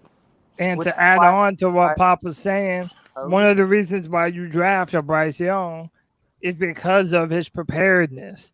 And if you look at that Alabama offense, he was running that offense like an NFL quarterback does. I mean, changing protection at the line of scrimmage, reading the defenses, audibles, picking up blitzes and calling out the blitz, doing all that stuff, man. And, knowing what Cam Newton did at Auburn, Cam Newton didn't have that kind of a pro-style offense at Auburn. So he might not have the running ability of Cam Newton, but to me, he's coming in more prepared to play the NFL game. And I think that matters. Right. Damn. You got less time to hold on to the football in the NFL. You got to get rid of it quicker. Right. You need a good decision maker. You don't need a Sam Darnold to wait too long and throw an interception. You don't need a Baker Mayfield with a big windup to throw the ball into a 300-pound tackle jumping up in the air. The processing may be a bigger deal than we all think it is. Yeah. No. That's as big as it needs. It's extremely huge for them to be. Y'all remember, trust the process. No, you're right, Pickle. We definitely gotta trust the process. Yeah. It's just like when they were comparing how well Bryce Young's rookie season was going to be to Cam, that's why I wanted to measure their total production. Cam Newton, statistically, from a standpoint, outside of interceptions, he had way more than Jalen Hurts last year. Relatively mirrored each other in total yards and total touchdowns and all those other production statistics you want to go look at. Which is why I was like, that's a pretty high bar to ask of Bryce Young. And that's why I didn't include those things. I only said the passing yards, the interceptions, and the accuracy. Those are the only things I included. I didn't do anything else about the all-purpose yard, the running, because there's a different quarterback. But what he can do with his arm, his decision making, and who he throws the ball to, that's what I'm comparing. Mm-hmm. My bad. Am I the only one who feels like we're at a benefit not having that number one wide receiver? Because I feel like that's what made Cam special in 2015. The fact that we didn't have that wide receiver that we were having to force feed the ball to, it meant that Cam had to play very cerebral. He had to make sure he was going through his progressions. And, hey, you can get the ball. You can get the ball. You can get the ball. Like, he was spreading the ball around, and I think that's going to benefit our offense, especially with a quarterback like Bryce. I mean, that's what he did last year at Alabama. They didn't have that number one wide receiver. And that's why I'm so hype about it. One good thing we have this year that other teams, for example, the Bears right now, there's some talk that Claypool is just lazy. He is trash. And there's a lot of heavy talk online right now that the Bears got screwed in that pick. And so far, I think they might. But, I mean, I guess it's the Bears. They got After a while, screwed in that trade, too, because we got a better quarterback. That's a fact. Oh, shit. But the media won't. The media won't you gotta praise us for it. our best running back is last year is their backup because their quarterback sucks that much at throwing the ball, mind you. I mean, I like to call a spade, and I'm not gonna sit here and beat up on Justin Fields too bad because that organization has failed him. Oh, Same way we failed Cam. Yep. So when a man's got to sit there and run twice as more than anybody else in the league, yep, and do it on his own. I mean, that man was running for his life. Every game, it felt like when I watched him, the police was chasing him. They changed. Did they change their? Yeah, they changed their whole coaching staff after his rookie year, didn't they? Didn't they? Am I wrong or right? Yeah, I mean, I'm pretty sure. Yeah, they changed his whole coaching staff. fired Matt Nagy. The system he learned when he was a rookie had to change, so he almost essentially got 2 rookie seasons back to back. Yeah. Shout out to the Bears fan in the chat, by the way. And Cody, I remember because you was here. We was all here when Justin Fields was playing in college. We were all ooh and ah, ooh ah, ooh ah. Oh, I don't know But how right. So he had he was in a system where they had weapons around him. Chicago has not done anything to help this man growth. If anything, they've made him fail. He's so behind because they have not presented him with the right coaching staff or the talent to help him. No veteranship or washed up players or injured players that don't stay healthy. Now, what organization does that remind you of? Carolina, man. I'll say one thing. All this talk about Miles Sanders, we better hope we have a good run game. That's why I've never been a fan of Chuba Hubbard. Honestly, I think he's worthless. If you can't catch out of the backfield, you're worthless, dude. I'm sorry, it's true. If you can't catch out of the backfield, no one's scared of you. If you he can't. I feel like with Chuba, some of the best power run backs, pure power run backs, couldn't catch out of the backfield. That's why they always had a receiving back behind them. Yeah, like that's my thing. I don't want to throw the ball at Chuba. Yeah. Let that man run downhill. Like, some people say he's a downhill runner. I myself I really haven't seen it, but Cody claims he is. I've heard other people say that he's actually a downhill runner, which I said, okay, we'll see. If he was that fast and 240 pounds, that'd be one thing. Yeah, but at the same time, unstoppable. Frank Wright. That man went for over 100 last year in that game against Detroit. No, Lions. In the first half. I mean, they struggled. Yeah. It's one game. This week, Frank Wright. But remember the coaching staff that he had, though. Yep. I'm just saying. I'm just saying. I'm Frank Wright concerned. hyped up Blackshear. I hear you. This week, he didn't mention Chuba Hubbard, but he did talk about Blackshear. Yeah, I don't think he's gonna be. I don't think he's gonna be. He might be 3. I don't think he's gonna be. I agree with you, TJ. I do not like Chuba, bro. I'm not a Chuba fan, but what I will do, I will put some respect. I will put some respect on him though, because it's going to come to one of those games where you want to eat the clock. And his running style, he doesn't have a lot of wiggle. He's quick, but he's gonna run straight through the whatever hole he sees first, and he does eventually try to bust one or two of them in a game. If he doesn't And when drop the you ball, Pause. and doesn't if drop he the ball, I mean, oh, but we're not using the pass. I'm talking about just hard nose. Let's say when it's raining, it's cold, it's windy, you got to run the ball, He's a get right? north. yeah. For instance, Oh no, for I'm instance, saying we have to run the ball as well because I what get it. again with Cam not having a number one receiver, Mm-hmm. he got away with a lot because they had to play him as a runner first. And Right. when Cam went out on a play action, that's when he had his time to throw the ball, and that's when he ate teams up. When they didn't know what to do. Is he going to run? Is he not going to run? They didn't know how to play him. That's when he ate them up. So what I'm saying is if you don't have a run game and Bryce is just going to drop back all the time, I mean, he's going to be in trouble. He's going to be in trouble. Hey, But do the y'all best, the do y'all, best do part y'all about it think? is the running backs. There's such a depth available in free agency. Even if say Chuba fails, Blackshear fails, it ain't gonna be that hard to reach in and get a power back in the free agency. That's the best part about the running back position. And I'm hoping that they coach Deontay Brown up too, and he gets in there if he's still We on have the some. team. We have, for the first time in our history, at least that I can remember, we have depth on the offensive line. Like that's wild to me. I don't remember the last time we've been able to say that. I agree. And let Right. me ask y'all this: Mhm. now that we're on the conversation about running backs, do y'all think that Miles Sanders could be that workhorse running back, or do the Panthers need to have him as a part of a 1-2 punch type 1-2 of a punch. system? No, we Yeah. got to have 1-2 punch. back. We gotta have I like the 1-2 punch a lot better than I like You have the to. Even if you Okay. feed one him, system. he's got to have someone to come in. Yeah. Right. Even if he's great, Yeah. he needs help. Yeah, and Wow. I He's think going to be catching if they balls. go back to the 1-2 punch like they did when they had Williams and Stewart, I think that would help the longevity of the running backs in Because today's. if you look at a workhorse like even Foreman last year, Yeah. one, it's easier for them to block the bigger guy because he's a big dude himself, but he's not running like when you put Miles Sanders, he's going to be running routes.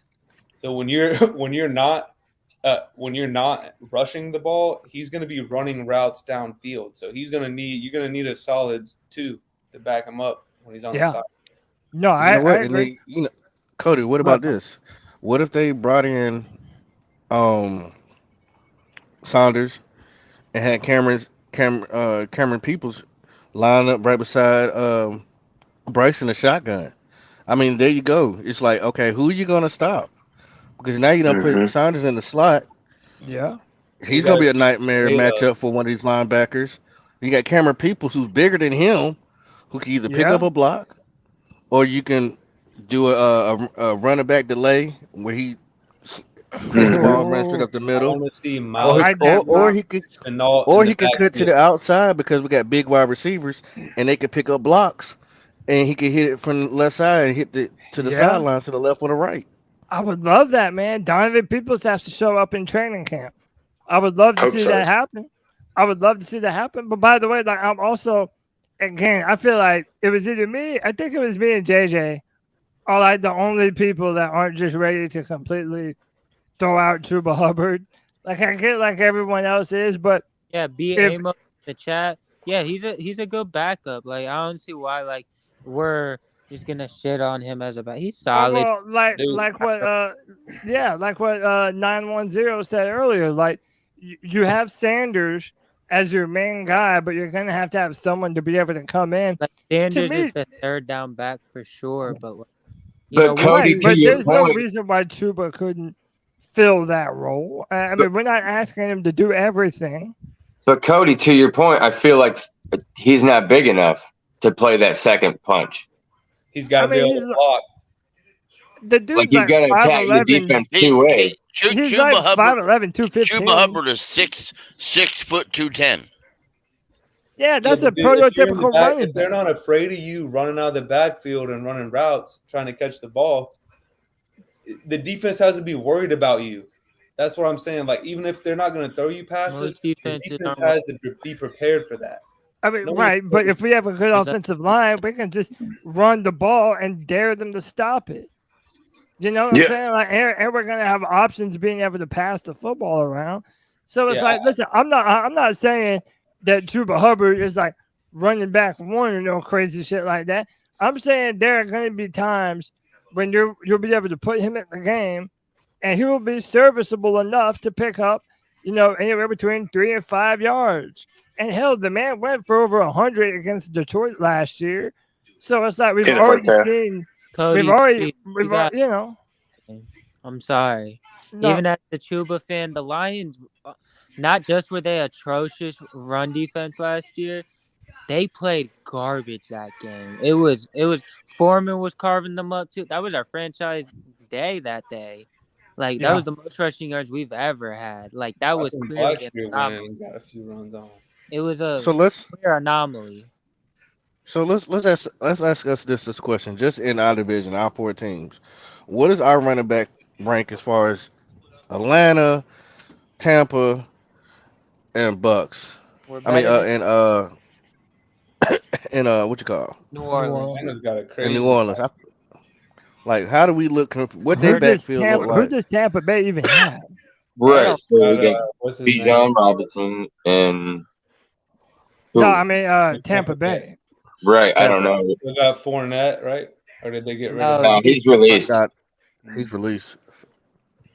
Did I'd have picked up Fournette go Fournette, to to be another honest with you. team? No, he's No, I free don't agent. think so. No, he's a free agent. Damn.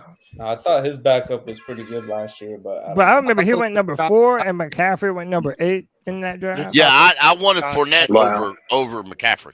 I did too. I was Wow. wrong. I forgot I had him in fantasy last year. So we can say that our running back room is better than Tampa. Okay, cool. Right. Are we better than the Saints Yeah. in Atlanta? Well, I mean, No. okay. New Orleans is hard. And Jamal Williams. Yeah. Yeah, because they got Alvin Kamara Royce and Jamal Freeman. Williams. Y'all That's remember a Royce nice Freeman? team, though. Yeah, I remember Royce. Yeah, I remember. He's a free agent as well. who do the Saints have? They got Kamara and who? I'm sorry, my internet. Jamal Williams. He was he played for Detroit last year. He had Okay, yeah. 17 This touchdowns. guy. Yeah, he's And then dog. Atlanta, they got Bijan Robinson. They just drafted. And Tyler They got a Algier. 4-headed monster back there in Atlanta, Yeah, boy. they- That James Mm. Robinson, I thought he would be a stud. Wait, Pop. What's their running back situation? Atlanta. They got Algier, they got Bijan Robinson, they got Patterson, and the rookie they got. There's I another guy they forgot got back about there is good Patterson. too. Yeah, Yeah. he's a nightmare. Yeah. Yeah. They got some weapons for sure. I mean, Yeah. but it's still like Why couldn't Laviska Shenault be our own There you Cordero go. That's number There Could be. you go. could be. I'm I saying mean, for real. yes. I was gonna that's say that in- he in my did play mind, running that's back what in college. Right. I'm He down can for probably it. make that step. they're competing. And that's the thing. Cuba will have his chance. He's number 2 right now. So it's his job to lose. Yep. And I guarantee if they put Chenault back there, he's going to beat him out. But I told y'all that's my breakout player. All right. So nobody But can do that. Pop, are you saying he's going to break out as a running back? I think he's gonna do it all. I'll be honest with you. I think he's gonna do it all. Debo, Call that a He- jack he- of all trades. you're playing Yeah, like he's Debo. gonna be that. He's gonna be that dual knife, man. Like you're All not right. gonna be able Mhm. to Yeah, I think Frank know Reich where to is line him. thinking like us. They're not gonna know what to do with him. And people are sleeping on him because they're like, oh, well, he hasn't really did anything. But if they use him correctly, if they go back and look at his tape and what he did in college, because he Actually, was the premier guy in college. He lined up on the outside. He lined up in the inside. He did sweeps. He did running back. He did everything in, He in played in Colorado. Colorado, right? He sure did. Yeah. We got He was something a we haven't beast. had in a long time, and that's common sense on the coaching staff. I think they're He's gonna a put he's a him in bigger the right position. he's a bigger physical. What was that guy that we got rid of and sent him to the Commanders? Oh man, it was talking about Samuel, Curtis Samuel. yeah he's a bigger Mhm. physical Curtis Samuels. All right. Yeah, You I feel know, like sometimes we be forgetting about I- this. I thought Laviska originally. I thought Laviska was bigger than that, and I heard y'all talking about him. I thought, no, he's bigger than that. Or no, I heard Wright say that about comparing him to Debo Samuels. I thought, no, Laviska is bigger than that, and I looked it up, and I thought, well, I guess I'm wrong. He ain't either. But He's just stocky. I was thinking he was like tight end size, and he's not. How big is he? 6'2", 225, 230. Hey, for a running back, 230, hey, that's a big damn running back. Yeah, If you play Yeah, that's a load. Yeah, straight up. And he loves contact. He would be a good running back. Right. Oh yeah. Yeah, he likes that. That's the reason why he gets hurt, because he likes banging. And think about blocking, man. Like that's why I like the fact that our receivers, they're all big and strong. Like every single one of them is over 6'2", over 215 pounds. Like, bro, we got that squad, man. We're underrated right now. Bryce in the gun and put Sam and Chenault in the backfield. Block them. Yeah, pistol formation. Whatever's clever, man. Yeah. Whatever's clever. I'm down for it. And I think Frank Reich has the wherewithal to be able to capitalize on those different types of formations that they have available to him. Because unlike Debo, I think Chenault you could even put him in the freaking strong formation like a fullback. You don't know what he have him, throw a block and then go out and he can catch a pass. I mean, there's a lot you could do. If he's willing to do it. Yeah, Cody, I want y'all to ask this question. Do you think Laviska can't be a red zone threat? Yeah, I do. Running or passing? I do. Running or catching? I tell you, probably both. I would put that guy we classify as a linebacker. I'd put him out on the red zone in the offense and let him catch passes. He was a tight end / wide receiver. His name's Jordan Thomas. Hot take for me. I think I like his odds of getting more red zone targets as a runner than as a catcher, as a receiver. You know what I mean? Yeah. I would like to see it. I would like to see him get a handoff and make one cut and just bang his way for 5, 6, 7 yards 3 or 4 times and we score. That would be talking my language, man. You talking my language. I feel like if they're going, I feel like he would really do something there. We got a lot of different ways to attack this year, man. Go ahead, JJ. I'm not gonna lie. I think I realized why people don't like Chuba. He's just like I'm gonna throw a screen. No. It's just like he's like the classic bag of Lay's in the variety pack. He's just so basic and so simple. Provide no versatility, nothing. He just average as fuck, if we're being real. I wanted to end it on that because I'm about to head out. I got love for everyone who came up today. Hope everyone's gonna have a good weekend. Everyone in C3 Nation, we all love you. Sir, hit the like button, subscribe, join for $1.99. We all love it. We can't wait for the season to come. Hopefully Bryce Young does answer the call and win Rookie of the Year. All right. Hell yeah. Tell him, JJ. Peace and love, JJ. You have a great night, man. Have a good night, man. Yep. It is 10:05, man. Y'all know me. I like to cut my 3-hour deadlines, man. But we're already running a little bit over. Let me ask y'all this, man. Give me a final thing for the pod, and then tell me. I don't know. Tell me something, man. Tell me something. I don't know, man. I don't even know. We got new people on. We got some old familiar faces on. I appreciate every single one of y'all for coming on the show, man. Friday Free for All wouldn't be as fun without every single one of y'all coming in here, bro. So I appreciate y'all. Let me go to my man TJ first. TJ, I appreciate you coming on, man. Give me some final words for this Friday Free for All, man. Yeah, for sure. One thing I'll bring up that I wasn't on here when y'all were talking about it, but I was listening. Breakout player. No, I don't. Oh, yeah. Why is Jeremy Chin being mentioned as a breakout player? That man has proved himself. I don't care what you say. With the coaches that he had, they're playing him out of position. It's like what Teddy said. He was uncomfortable. That's all the man said. But you look at it as he wasn't cool with what they were doing with him. So I feel like and even then he proved himself. I mean, the man last year he kind of fell off a little bit, but you look at the team as a whole, and you can't really blame him for that. I mean, you go back to the year before, man, he crushed it. You can't break out when you're already out. TJ, what position do you feel Jeremy Chin is?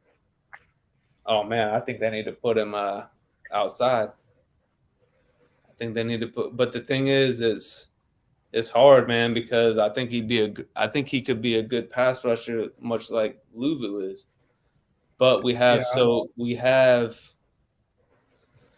that we need to fill that position, but at the same time, now that we have Burns on the other side, it's hard to say, man. It's like you guys are saying, you move him to linebacker. I mean, how much more room do we have in that room? Right, and I think that was so I've been on this kick lately where I'm like, if you're going to have to pay Brian Burns, which we know we're going to, you're going to have to pay Derek Brown at some point, which we know we're going to, how much are we paying Jeremy Chin?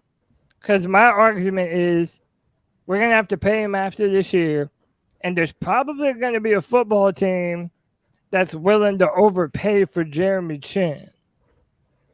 And I just don't know if I'm Carolina. Like, yeah, he's had some bad coaches, no doubt. And they've moved him around at a lot of different positions.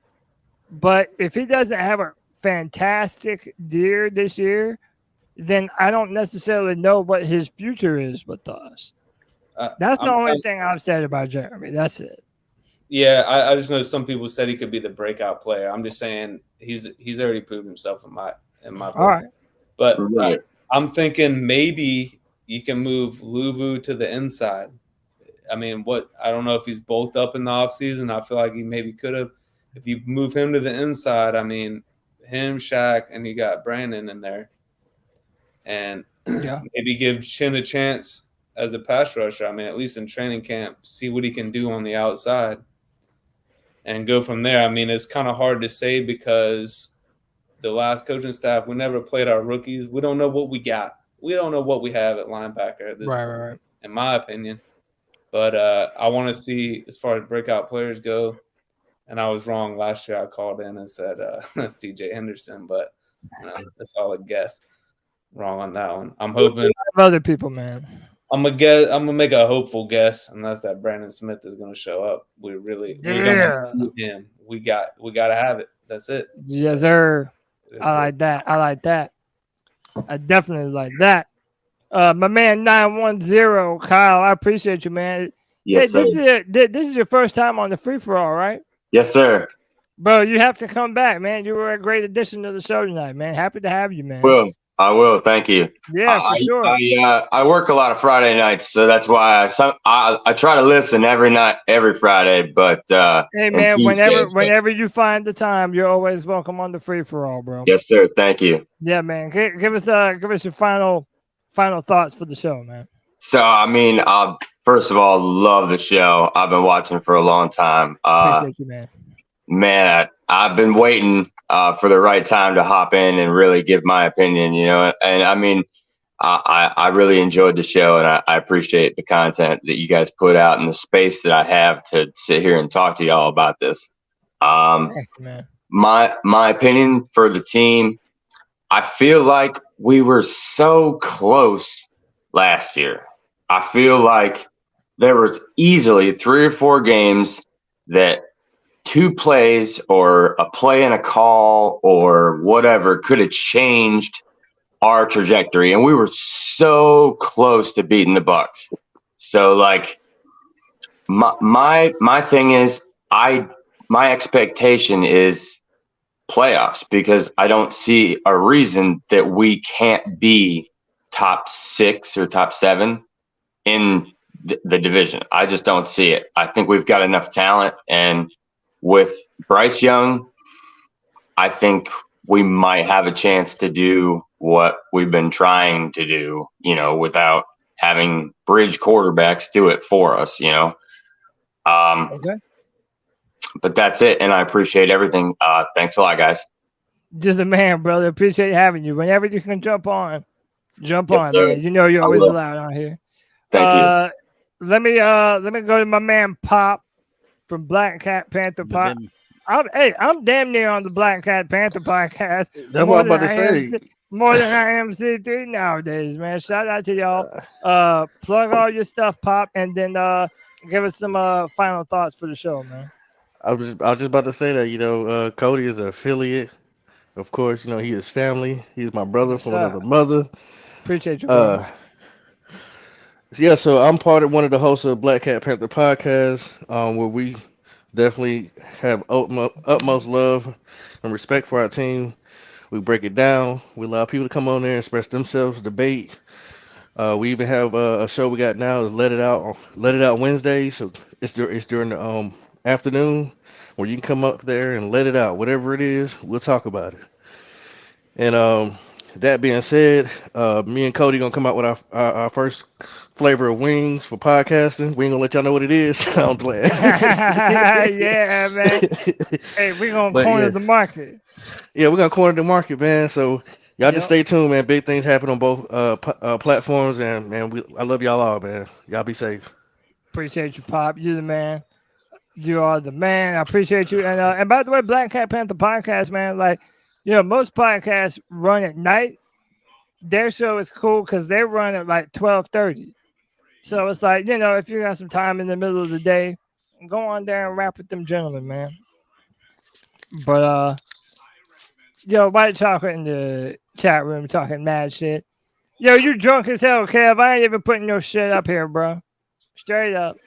I'm gonna go to Panther Pickle because I feel like I need to let D's go last with the way he's been killing these final statements that he's been doing. Oh yeah. Yeah, man. D's has been killing it. So Panther Pickle, my man, every Friday. Pickle, you've probably been on the most Fridays out of everyone that's ever been on this show, brother. I appreciate you, man. I hope you know that. Give us some final words for the show, man. Keep pounding.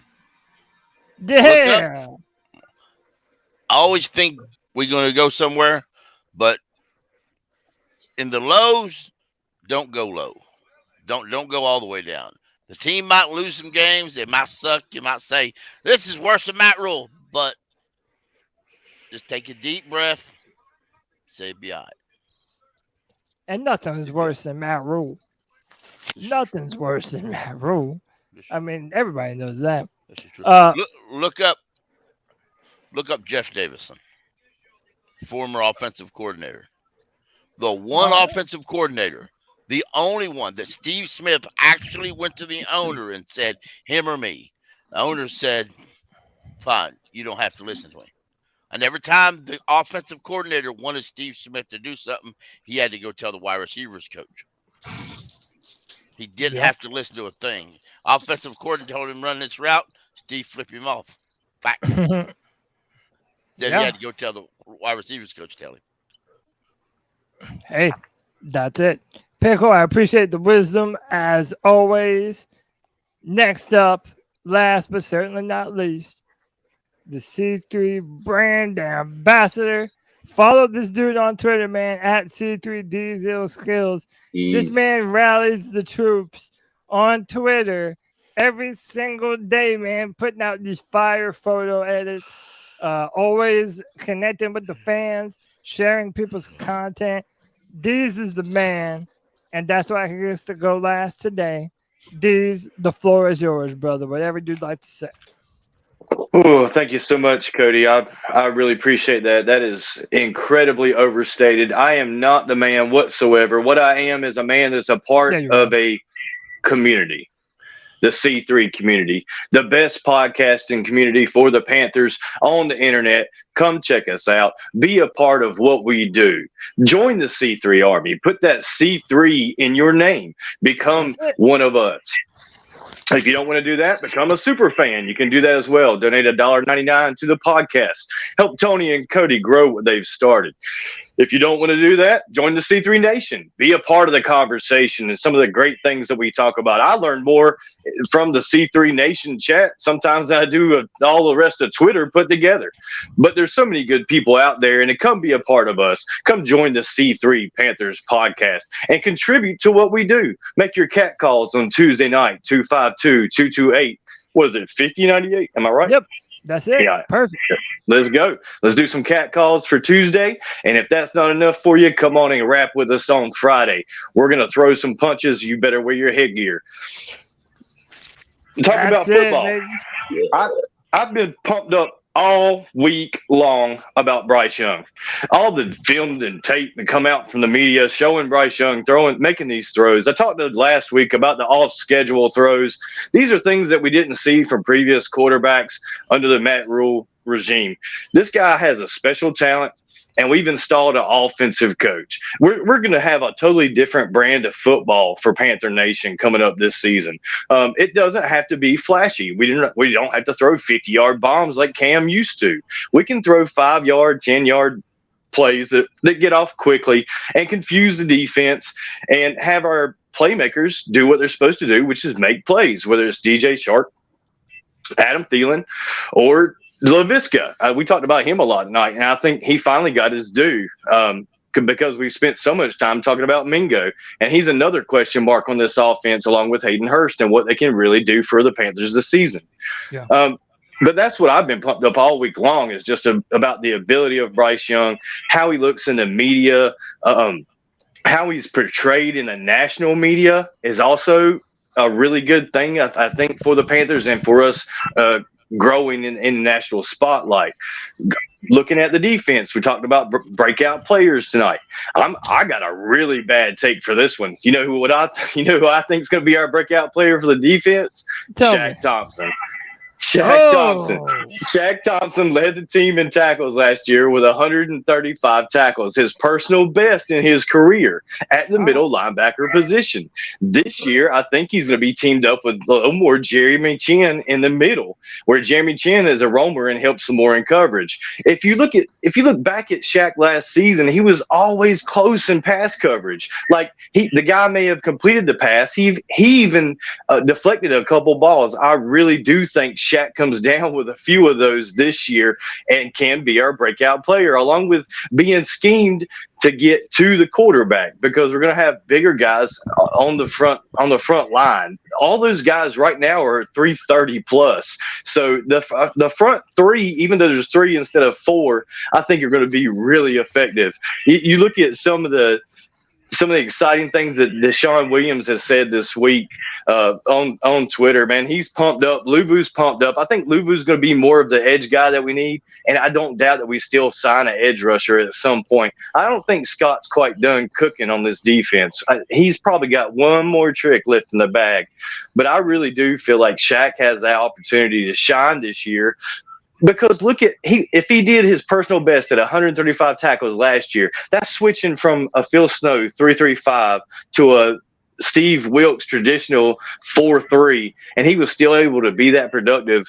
And he took a pay cut to go to war with his brothers, is what the man said. I want to go to war with my brothers. If you don't think he's motivated and you don't think he's not a leader, you're wrong, because Shaq Thompson is going to be important to this defense this year. Man, these always brings the heat at the very end of the show, brother. That's why I let you go last.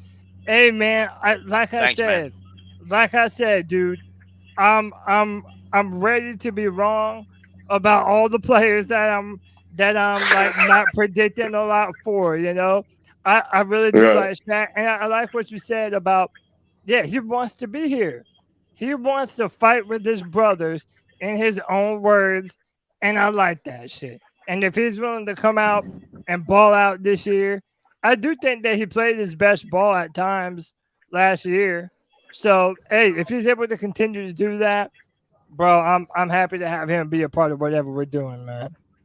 So, hey, I think he's gonna be good. I appreciate each and every single one of y'all.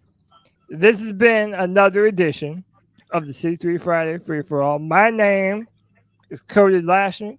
You can catch me every Tuesday night at 9 on the C3 Panthers Podcast with my man Tony Dunn, CK, and my man Greg, the Bad Daddy. And like we did here today, man, Friday free fall every Friday at 7 p.m. I appreciate each and every single one of y'all for joining. Until next time, keep pounding.